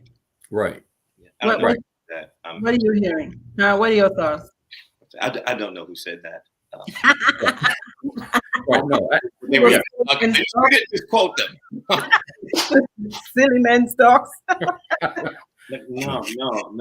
I mean, I understand that concept, but to me, that is a selfish individual. Whether it's the male saying that about the female he's interested in, or the female thinking about that about the male, Mm, whether it's the freedom of making money or the freedom of travel, it's still a freedom. Freedom of career is still choices. And Alfonso said that best earlier today about, when we coming into this relationship is what we're bringing the freedoms to do these things, and then being accompanied by someone to elevate what I am doing or who can do it with me. right. I've always said in my head, when I get married, my wife is taking care of the finances. Whatever you say, because I promise you right now, like, no, the lights will go off and we'll have all the money. Did you pay the bills? You know what? I just have not gone to the mailbox in 2.5 months. I have not done that, and I'm not checking my emails to even click online. I'm not thinking to do that. So no, I don't know. No, come So with Yeah. that career. Come with that for me. Come with that career. Come with the money. Because in my head, that's just marriage with you and me. Yeah. What about when we have children? Kids. Absolutely. More is better. Yeah. Somebody needs to be putting that money towards the college fund, the just in case, the emergencies, all Yeah. of those things. So no, I don't agree with that at all, and I have no problem if and I think especially with the younger generations, I don't think most men have ever had a problem with women making more money than them. They just Mm, simply had the problem of her putting it in his face. the attitude that comes with it sometimes. absolutely, and Mm, yeah, that's key. And what Mike's that millennial thought process too, and he's right. But if she makes more money than he is, and she puts it in his face, that's a mhm. problem. That's a problem. It's going to cause problems in their relationship. Mhm. Now, the truth of the matter is, I believe that if you're in my age group and the woman makes more money, men tend to feel a little some kind of way. But as if they can mature and understand that, hey, you know what, this is for us, For us. then if they can get past that, it's all good. It's gravy. But if you're a man that's been taught, hey, you're supposed to be the provider, Yeah. and then your wife starts making more money than you make, it can be a blow to his ego because he feels like he's supposed to be making the most money. Hmm. And we struggle hard when we lose our jobs, because especially if we have that mentality as a man, we feel like our purpose, our manhood has been crushed Hmm. if we lose a job, if the woman is making more money, or it's so. I'm not saying she shouldn't. I think she should. And I think if it's going to be a meaningful relationship, that it's only going to benefit them all the more. But I think the truth of it is, some men do feel some kind of way when the woman makes more. So it's something that needs to be talked about and Communication. communicated. Yes, and she Mhm. needs to make sure that she isn't feeling like, since I make more money, I make more decisions. Right. Type thing. Okay, so I want to switch a little bit and talk about But this. before you switch, can I say Good. something quick? There's two comments in your section that I just wanted to make. You want to address? Go ahead. I want to specify to make sure that they heard me. I didn't say as a man I cannot take care of a household. Flip side, my mother taught me, Michael, you're going to be single. You're going to need to learn how to cook, Yeah. or how to do these things, how to keep your house. What I Mhm. would be saying is handling the finances, just making sure all of our bills get paid, because I assume my wife likes electricity and cable. I know Mhm. and sometimes when I go like this, the cable's off. That's my reminder. So again, I'm not saying as a man I can't mop or fold laundry. No, no, no, not my point. Not at all. We ought to be doing those things. We're doing that as we're single. It should be a teamwork thing. And then Yeah. someone put in the actual quote. The guy actually said, "If the woman has all that, how can she expect to get a man?" Now the question becomes, Yeah. well, what are you looking for? Are you looking for just a man? Because a lot of women have men but don't have a husband. Yeah. Now, if you're looking for a man and you got it, okay, then yeah. But your husband, again, spouse, life mate, all of that should be in that process able to understand what it is when it comes to your career, what it is with money. I am turned on by drive. I am turned on by professionalism. Like there's something about a female making a whole lot of money that looks like she's making like money. Her hair matches the nails and the skirt, the purse and the heel, and that little pinky toe. Baby, you can bring in a $500,000 job. You can be that doctor, that skirt. I'll be down for love to be just a strap. What we doing today, So you're saying she just needs to find her best fit. She needs to find her fit. I honey? think that's really important. So wait, let's move to this idea. And it's not just an idea. There's some recent statistics that are showing that there's a silent epidemic among men. It's called an epidemic of lonely older men, lonely old man. All right. Lonely old man. So there's a recent, I was looking at this recent poll by, this one was taken in the UK. It's also showing up in the US. Almost one in five men, 18%, owned up to not having a single close friend. And furthermore, one in three, 32%, stated that they didn't have a best friend. For women, the numbers are lower. And while women admit they're lonely, the men have a harder time admitting they're lonely. Why do you think there's so many more lonely older men than lonely older women? I know why I'm pausing. I'm pausing in my head. I'm like, what are they complaining about? That's a very good one. Now, the reason why I say that, as you know, I have no problem. I even share this with my couples. Mhm. I enjoy being single. I love the solitude of being single. I love that tomorrow morning, if I feel like taking a flight to Mexico, I can do that. I don't have to check in, don't have to ask. And when Mhm. I'm dating, I make that very clear. I also understand that dating and being serious does mean that some things will change. I do. Mhm. I'm secure enough to know within myself that right now I do not want to change them. So for an older man, to me, if he's a old, see, that's the interesting thing because I was listening very intently to what you were saying because like they're now there are two phrases because it used to be the nasty old man, Mhm. still single but still out there doing what he can do, prowling on who he can prowl on, and to me, my theory would be the loneliness, or I think that's a guarded word of saying failure. Something Mhm. did not work, something that did not succeed, whether Mhm. it's children, whether it is a marriage or something to that effect, whether it's the animals, whether it's the job. There are some people who are content at home but not in their jobs, and they feel the lonely part of their lives is in certain aspects of development, if you will. Um, I don't know about necessarily saying it's an issue. Well, yeah, I guess so. An issue of admitting it. To me, it's the same thing as him saying "I love you." It's still an emotion. It's still something he has to communicate. It's still saying, "So I have to Yeah. talk. I have to be vulnerable." But like, if you're not talking to anyone, you have no friends, and I'm assuming just because of what we're talking about right now, romantically, you're all Mhm. lonely. Um, I mean, the results are the results. Most STDs now are amongst senior citizens that are in nursing homes. Yeah, that's right. That's right.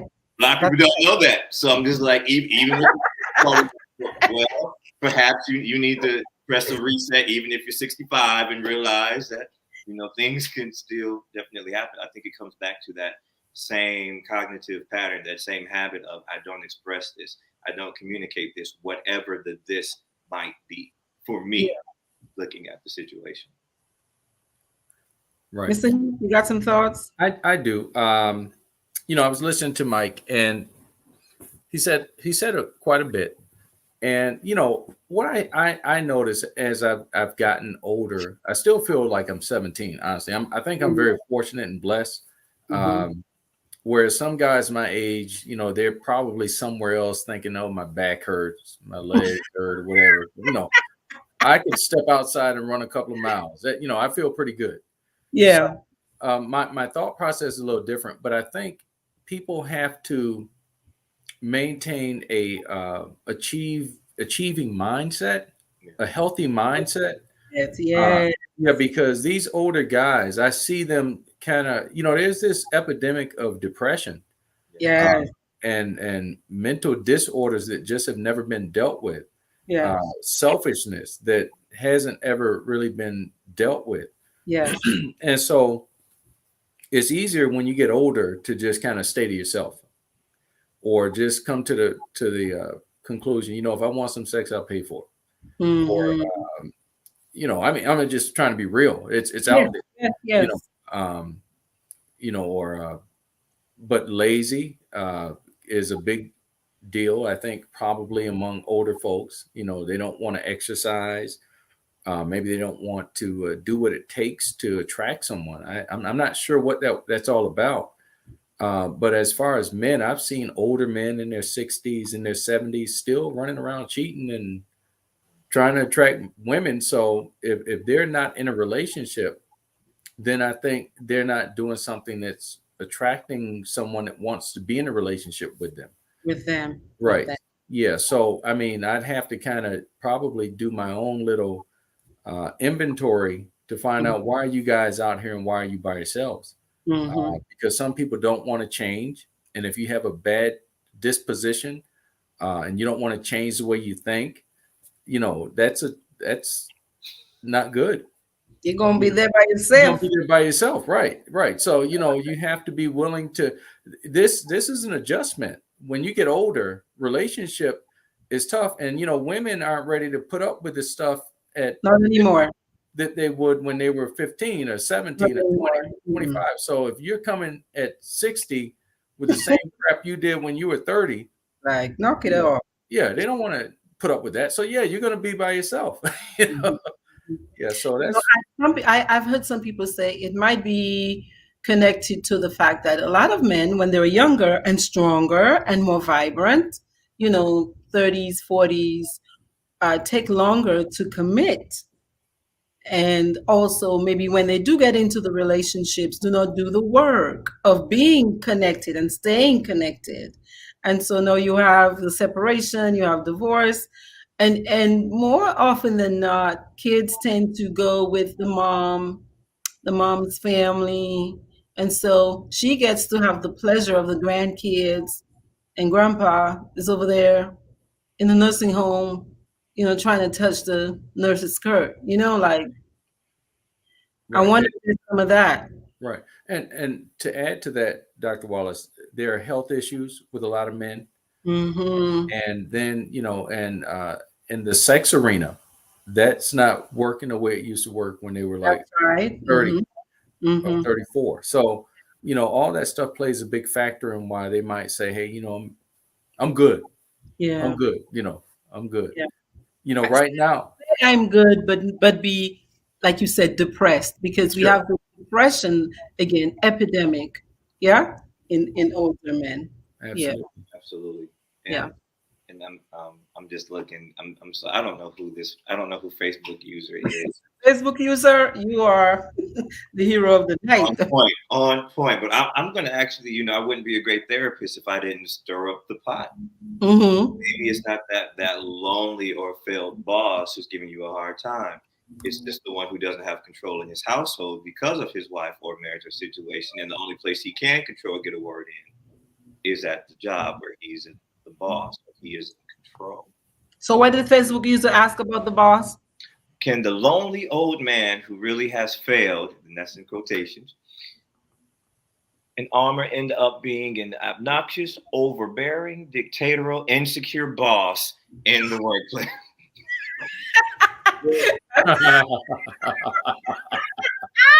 So here's my comment. When I first read that, I saw that. I'm like, woo!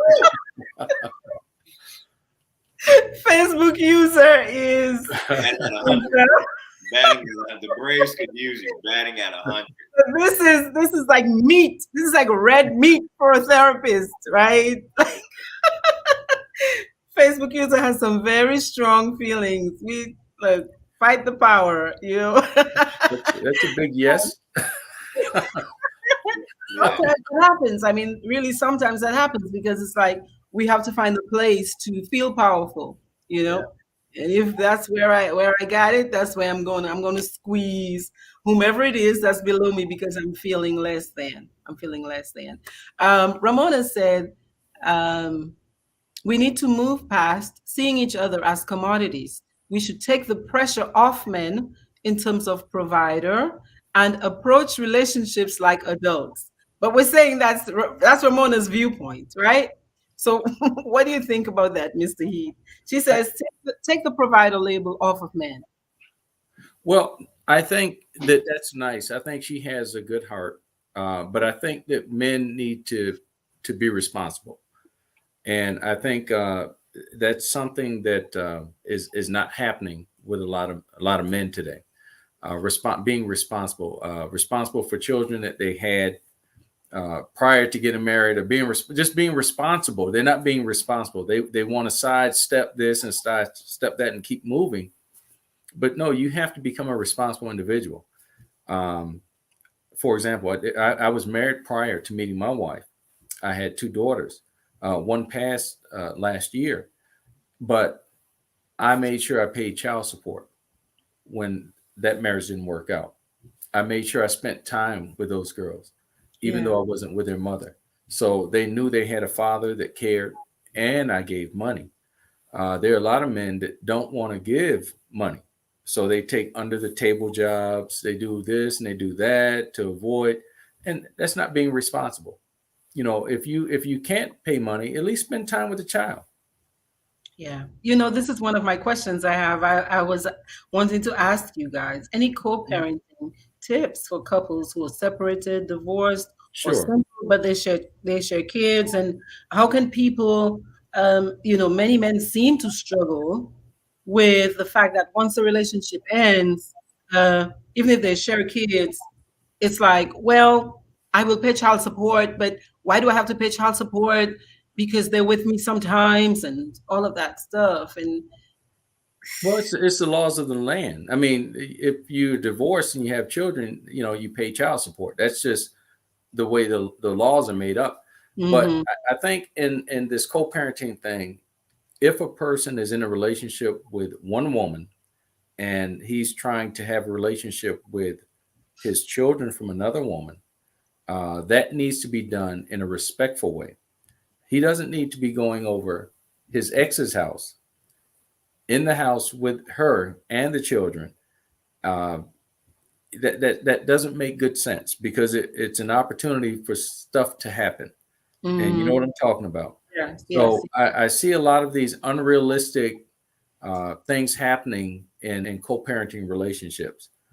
I know some situations where the father is in a relationship, but he will actually go over to his ex's house. Yeah. And so that's not healthy.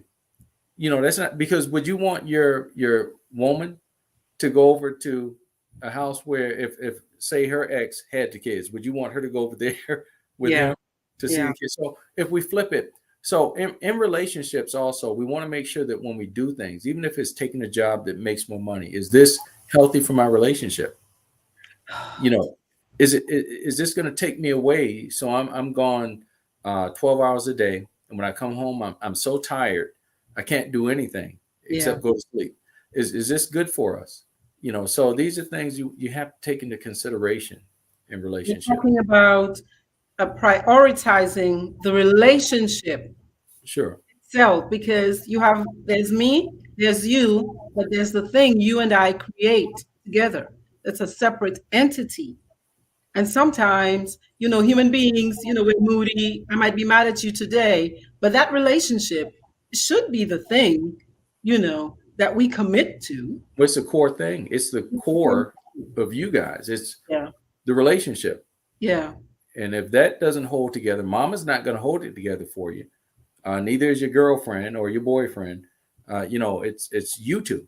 Yeah. So if some money just isn't worth it, some notoriety just isn't worth it if you really care about your relationship that much. Yeah. So I hear you suggesting to men. I think women get that a little clearer. I hear you suggesting to men that the relationship between you and your woman has got to be prioritized. And you have to filter a lot of things through that. So if I am thinking of doing something that is going to hurt the relationship potentially, I must think about it twice. Absolutely. Absolutely. My goal was to, after I finished my master's, I was going to go for my doctorates. But I tell you, it was 3 years of tough work. And Mhm. both my wife and I were in school at the same time. Yeah. And we were building a trucking business at the same time. Yeah. So, I mean, we're on the road and she was on the road with me. And that's one thing about my wife. And I'd like to just share this so that other women can hear this. But she isn't just pretty. She gets down on her knees and she does the hard work with me. Yeah. Sometimes she would drive the truck. Yeah. We used to own another home and it needed to be painted to pass Section 8 qualifications. Yeah. She drove 6 hours. I hired some people to do it, some guys. Somehow they couldn't get it done.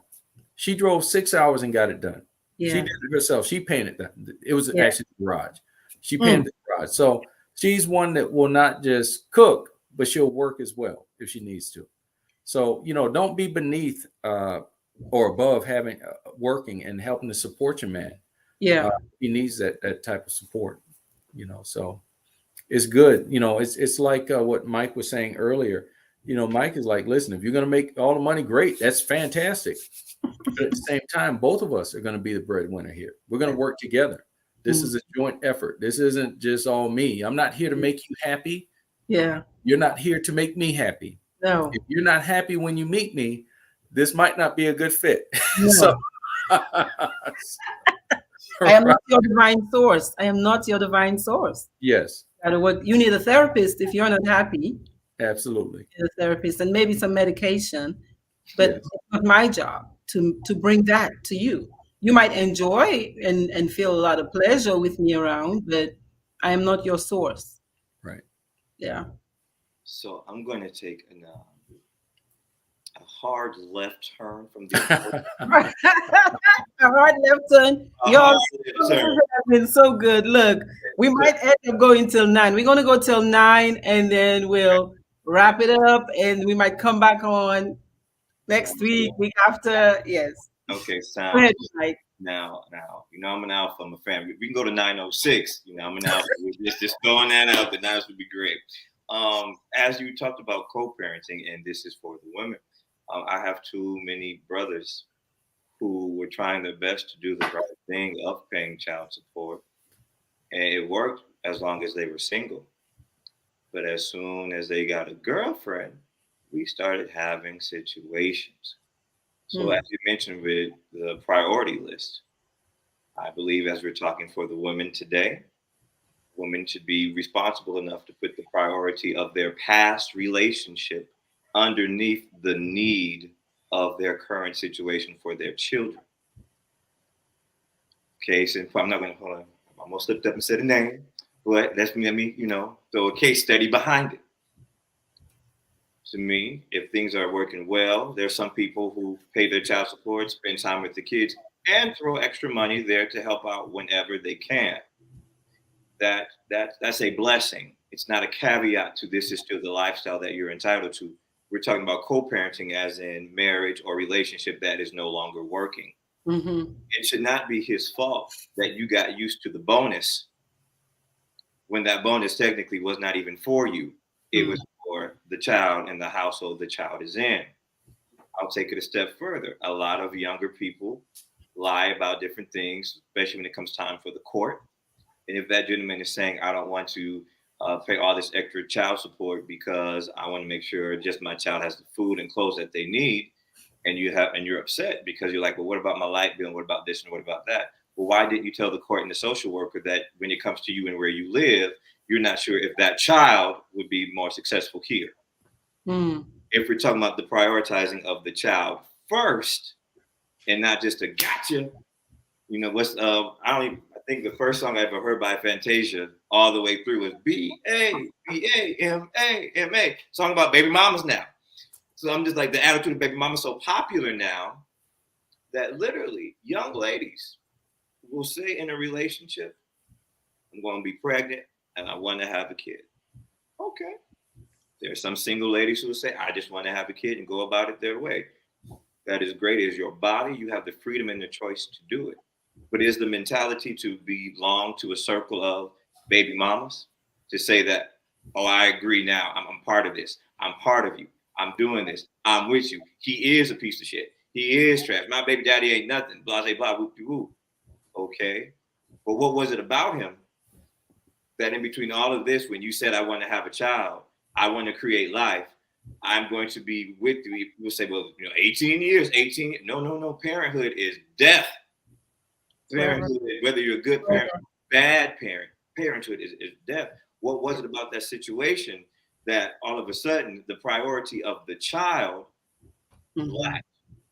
Yeah. I'm wording it differently, but I was doing that intentionally because so many times you will get men who do want to be supportive, who do want to do these things, but don't. The mom, they're not afforded the opportunity. They're being blocked by many mothers who have supplanted really their role. Like it's almost as if the attention has to be on me as the mom. I'm upset, and therefore you're not going to get to see the child this weekend. That cannot be. Well, it can be, but what I mean is that's not in the kid's best interest. Exactly. Even in Michigan, you don't even need DNS, nothing like that. You can just write down, if the man's not there, who the father is. And if you put that individual on child support, whether he is the father or not, he'll be paid child support. He can go get a DNA test, won't do anything. Why? Because instead of Michigan, legally, because you wrote that name down, they'll go get him and pick him up. And he could not even be the father and still even have to deal with different things like that, which is why I'm waiting till after I become Dr. Turner to go ahead and, work on the advocacy law that will make sure that, like how we have EBT cards, go ahead and just create a card for child support. And we'll see how many women get behind that, keeping the child first. What's the issue? If you know that card can cover a bill or two, clothes and food.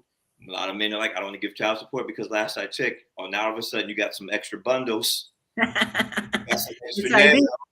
And I'm all about self-care. I'm not knocking when women are like, well, I needed something to do for myself. I'm like, that's good and that's great. But you could have got an Uber, you could have picked up an extra job, a side hustle, because technically instead of giving your child an extra meal with that child and support, you did something differently, and now you're mad at the person who's giving you the money, knowing that you're not spending it in the way that it should go.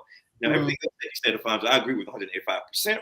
I have no kids, but I just wanted to stir it.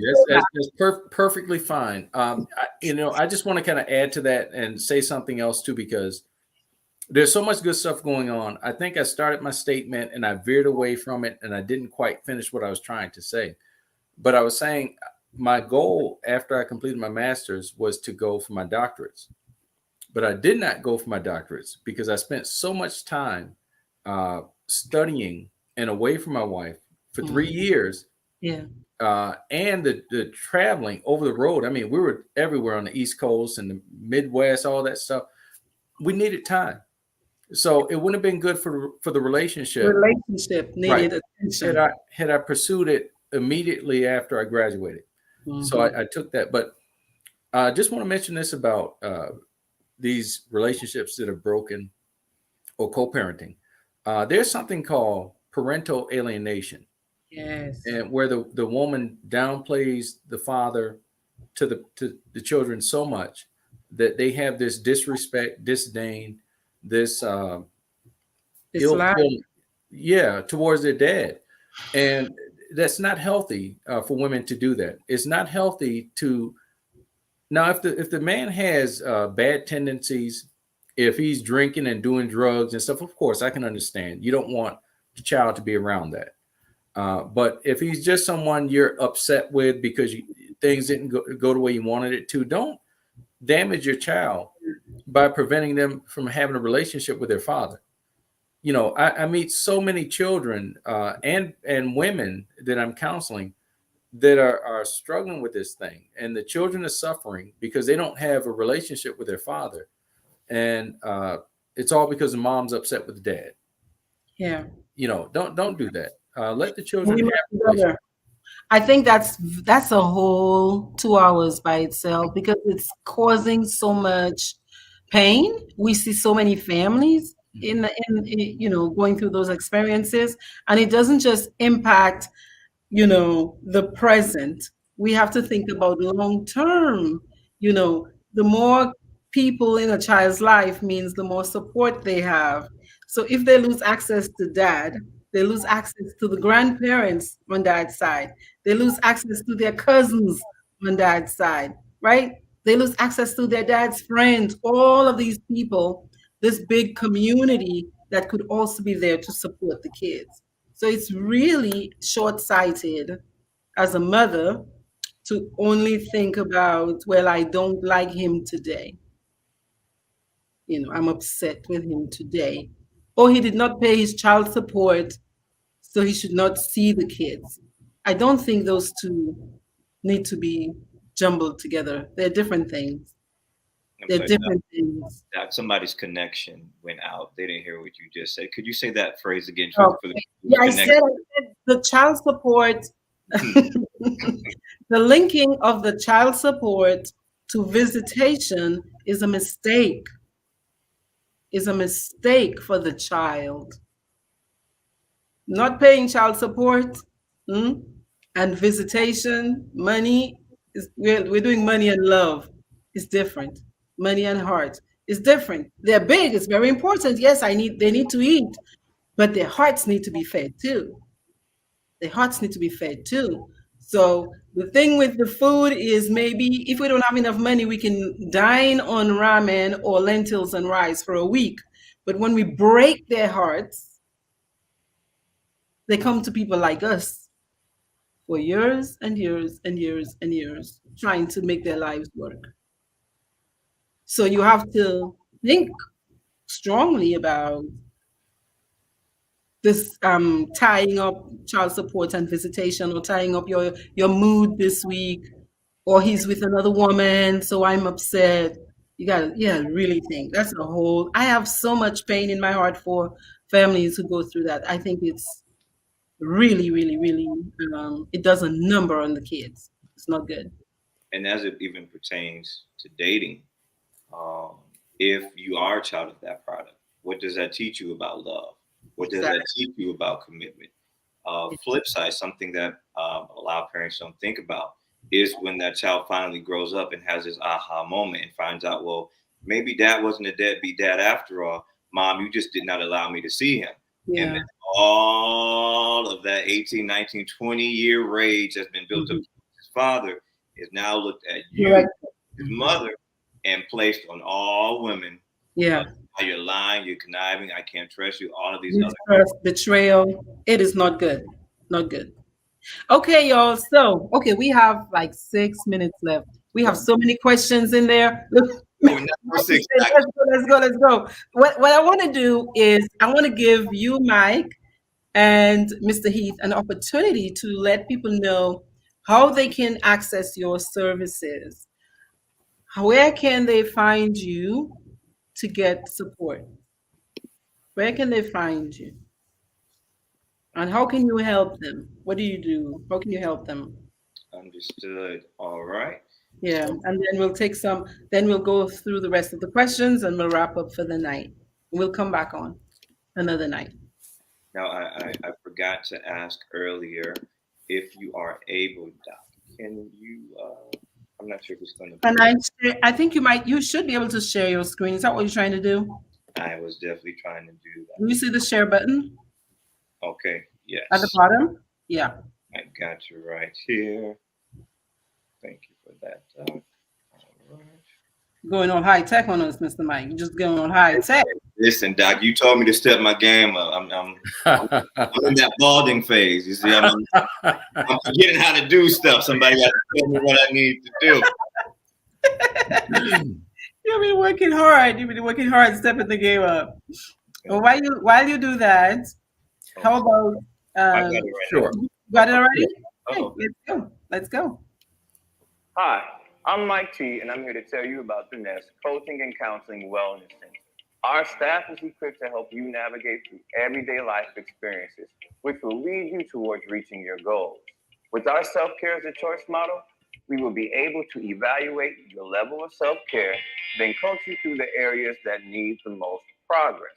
After years of working as a trauma therapist, I understand the importance of self-care and created a curriculum to help you help you.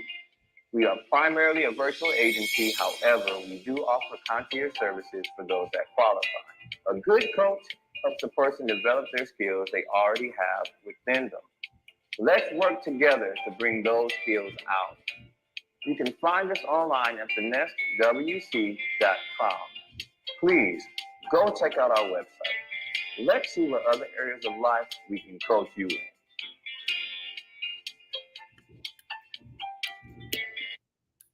Yes, yes, yes, yes, Okay. yes, yes, Counselor Mike. That's So let what. me tell you all this. So so I did hypnotherapy training with my first cohort last September through December. And one of the tasks, one of the things we do in the training is to, hey, mastermind, which is to come together and kind of feed off each other's ideas, your energy, support each other, and create. Boom! Look at Mr. Mike. You said to come with it, Doc. You said to come with it. So Yes. that's for coaching, and for those who want to go a little bit deeper, psychology today. You can do Mhm. Michael Turner, Atlanta or Alpharetta location, and for therapy, I'm at Allen Berman and Associates.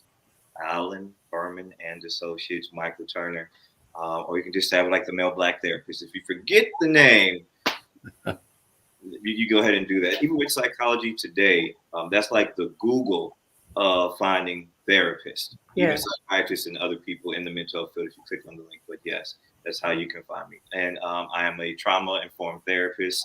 I'm a DBT-informed therapist. There are meditations, guided meditations, coping skill grounding techniques. And that's actually what led me to the great Dr. Wallace, because I wanted to go a little bit deeper. I felt with relaxing people, I'm like, I feel like there's a next level. And that's how your boy became a certified clinical hypnotherapist. You know what I'm saying? I'm not going to say one of the best, but she said it. So I'm going to go ahead and be like, thank you, Doc. I learned from the best.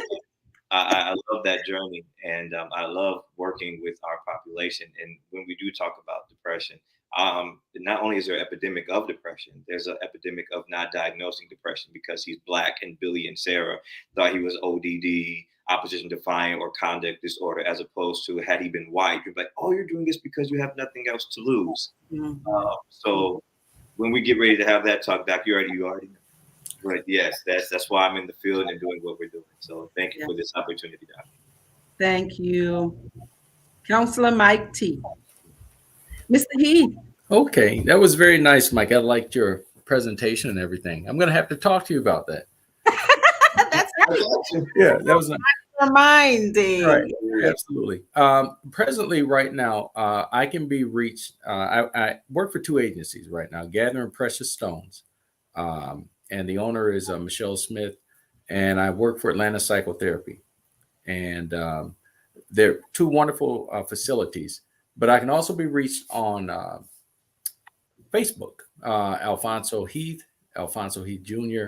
I can be reached there. I'm presently in the process of getting licensed, Yes. and then I will be able if I should go out, which I do plan at some point, then you can reach me as a professional counseling you in that at that capacity, which I am already, but I just don't have the licensure. So once I get the licensure, if you reach me on Facebook, or you can reach me at Gathering Precious Stones or at Atlanta Psychotherapy. Yes. Thank you. And I actually use CBT, cognitive behavioral therapy, and I use client-centered focus to usually counsel my patients. Clients. And I also do a lot of role playing with people. I like them to look at themselves and see what's really going on. So just feel free to contact me either of those ways. Yes. Thank you, Mr. Heath.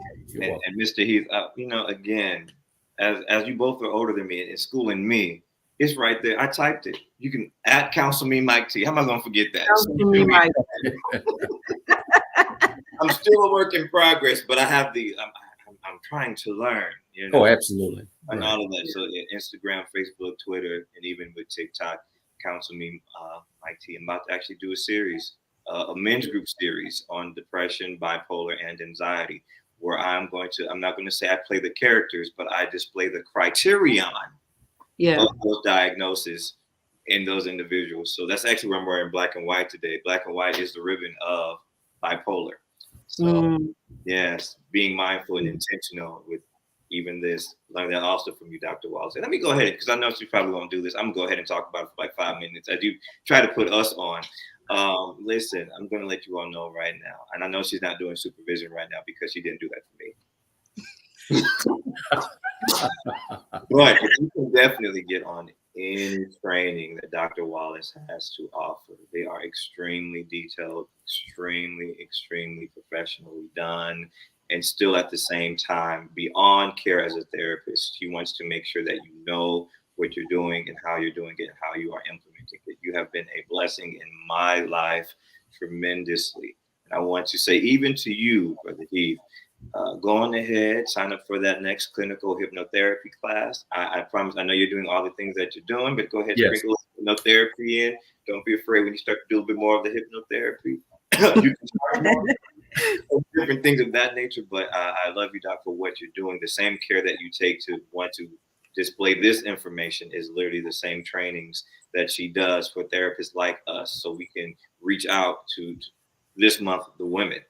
Things are changing for monthly, and her things is not just her being good. It's accredited. It's founded. It's research. Yes, do your research on the person doing the trainings, and I did, and I was like, go ahead.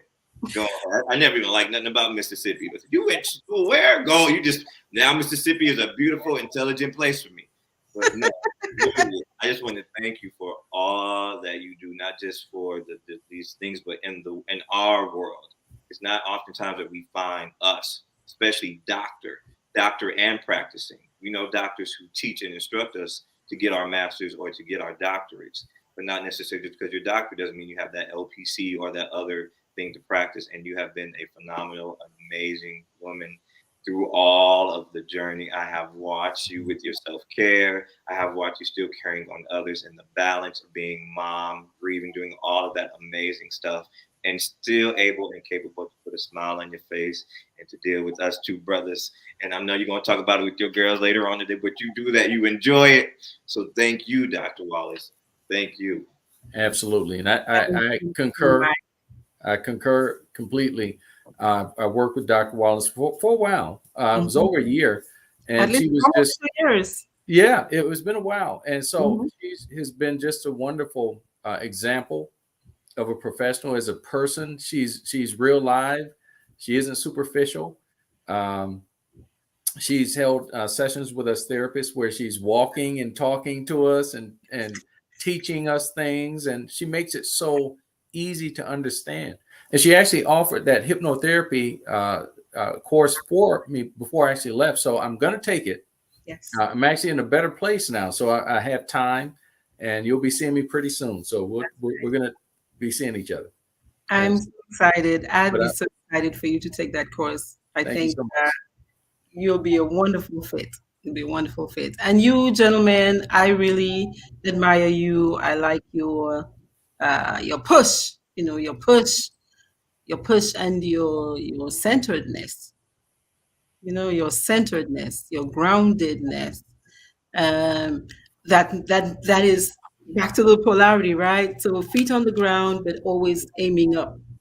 And our community, people who look like us, again, we suffer, I think, more than we need to because we don't always access supports that are available to us for many reasons. But I think the more we show up, the more we normalize, hey, it's okay to go talk to a therapist. It's okay to feel better. It's okay to get what you want in your life. It's okay to set expectations and boundaries for how you want your relationship to feel. It's okay to communicate your needs, you know? So this is why I show up. This is why I show up. And one of our fellow trainees in the hypnotherapy session training last year, she said, "Life gonna be life in," you know. Yeah. Life is a Always. it has puppies.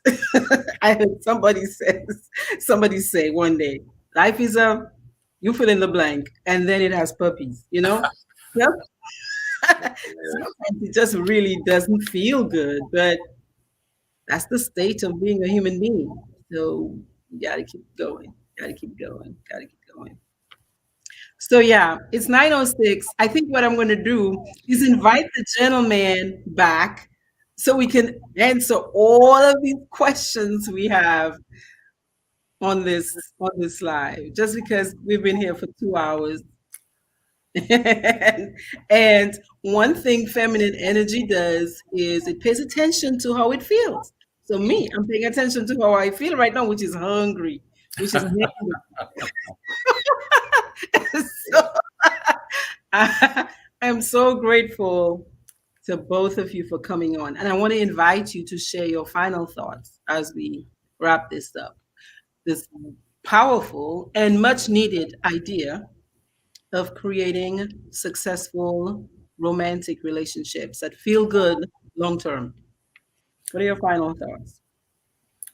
Well, I'd like to say, Dr. Wallace, again, thank you for having me here, inviting me to come tonight. It's been a pleasure and I've enjoyed everything. But my final thoughts on that topic is if you're going to go into a relationship, if you're looking to have you first have to decide what type of relationship you're looking for. If you're looking for a one-nighter, I can't really help you with that. I'm not even going to try to. uh, I think most people know how to do that. But if you're looking for a long-lasting relationship, know what it is you're looking for in a person. Know what you will accept, what you won't accept. Don't give up the milk right away like that. Observe him. See what he's like. See if he's someone you'd want to spend the rest of your life with. See if he wants to spend the rest of his life with you. You got to kind of take your time. The filling out process for marriage, in my opinion, from what I've seen, if that's what you're aiming for, is not something that takes longer than 12 months. A man knows, a woman knows. So don't play games. If you want to be a boyfriend and girlfriend for the 20 years, that's up to you. But you got to know that at jump start. So I don't know how to maintain that type of relationship, but in a marriage, I can talk to you about that. So I would say, make sure you have your idea of what you're looking for in a man, know what you will accept, what you won't accept, and communicate. I can't stress that enough. Keep communicating. And you want to make sure he communicates. Because if he doesn't communicate, it's just you talking. That's right. Thank you. Thank you, Mr. Heath. You're I welcome. really appreciate you coming on and sharing your life too, your stories. I think um, when you add that to the professional training, I think a lot of people got a lot, received a lot. I And hope so. I'm grateful that you came. Counselor Mike T. Alrighty. Um, I'm going to take it just from a different approach. For me, as a single man, I want to encourage all the single women out there to be confident in who you are at the beginning of dating. Know what you want to be flexible with, and especially what you will not bend on. If it's a boundary, it is a boundary. Look at Russia and Ukraine. There's a whole war going on. Somebody said, I want this. Somebody said, no, you will not. It's perfectly fine. No, you don't have to go to war, but that exit for your peace, your self care, your sanity, exercise that right. But being confident in who you are as an individual to say that this person is for me because I came into this, I wanted them to have this, that, the third, and all of that.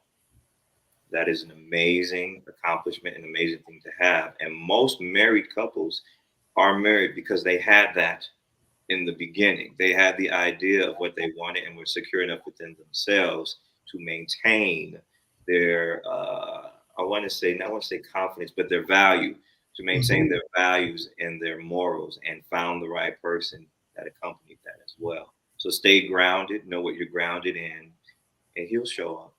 And if not, what did you say, Doc? You have those puppies. You know? You can have the puppies if you want. Thank you so much, Mike. Thank you so much. So I think I want to echo what the both of you have said. And you're talking about learning yourself so you know what feels good to you and what does not. And not just that, but what you will accept and what you will reject. I say never tolerate anything. Say a clear yes, I like this, or no, I don't like this. Don't do the tolerating for too long. Okay? If it doesn't feel good, yes, you can give a person chances to fix it. And I've learned, I have learned that if a man loves you, he's going to make those adjustments that feel good for you. And I'm not saying it's a one-way street. Of course, you have to compromise too. But if a man loves you, if a human being loves you and wants you to feel good, they will make the adjustments that you're asking them to make. I mean, you're not asking them to steal or kill or lie. If you're asking them to speak to you in a different tone, if you're asking them to be consistent in their communication with you, why should you go for a week without hearing from a person who says they like you? That person doesn't have time for you. You are not front of mind of this human being. And it's okay. Everybody has a different style. But you have to know for yourself if you're okay with it. If it feels good for you, okay, keep it up. But don't expect it to change once you're married. You've got to negotiate these things up front. And the source is communication. Look for somebody who wants to communicate, who wants to learn how to communicate better, because that is how you will get through those days when you're stuck and you cannot see tomorrow. We start off great. Yeah, booty likes booty. I like how you smell. I like touching you. That fades. It must. Your brain cannot stay on that high forever. All of those chemicals, they abate, they subside. And then we have to start really getting into the nitty gritty of being with that other person. And it's communication that allows it to happen. We get stuck when we don't want to communicate. We don't want to learn to communicate. Hmm? If you notice this from a person up front, please, like Mr. Mike said, Mr. Heath said, that is not your person. It's okay. They might be a better fit for somebody else. Yes, you like their whatever. You will suffer. Okay? So we have to do, as women, a better job of assessing, assessing, of looking, investigating, and deciding yes, no, maybe in 5 years. Okay? And when they come up to you in 5 years, put them back to the test because this is your life. Okay? And you are worthy of creating a successful romantic relationship that feels good to you long term. Peace. Yeah, Oh, we out.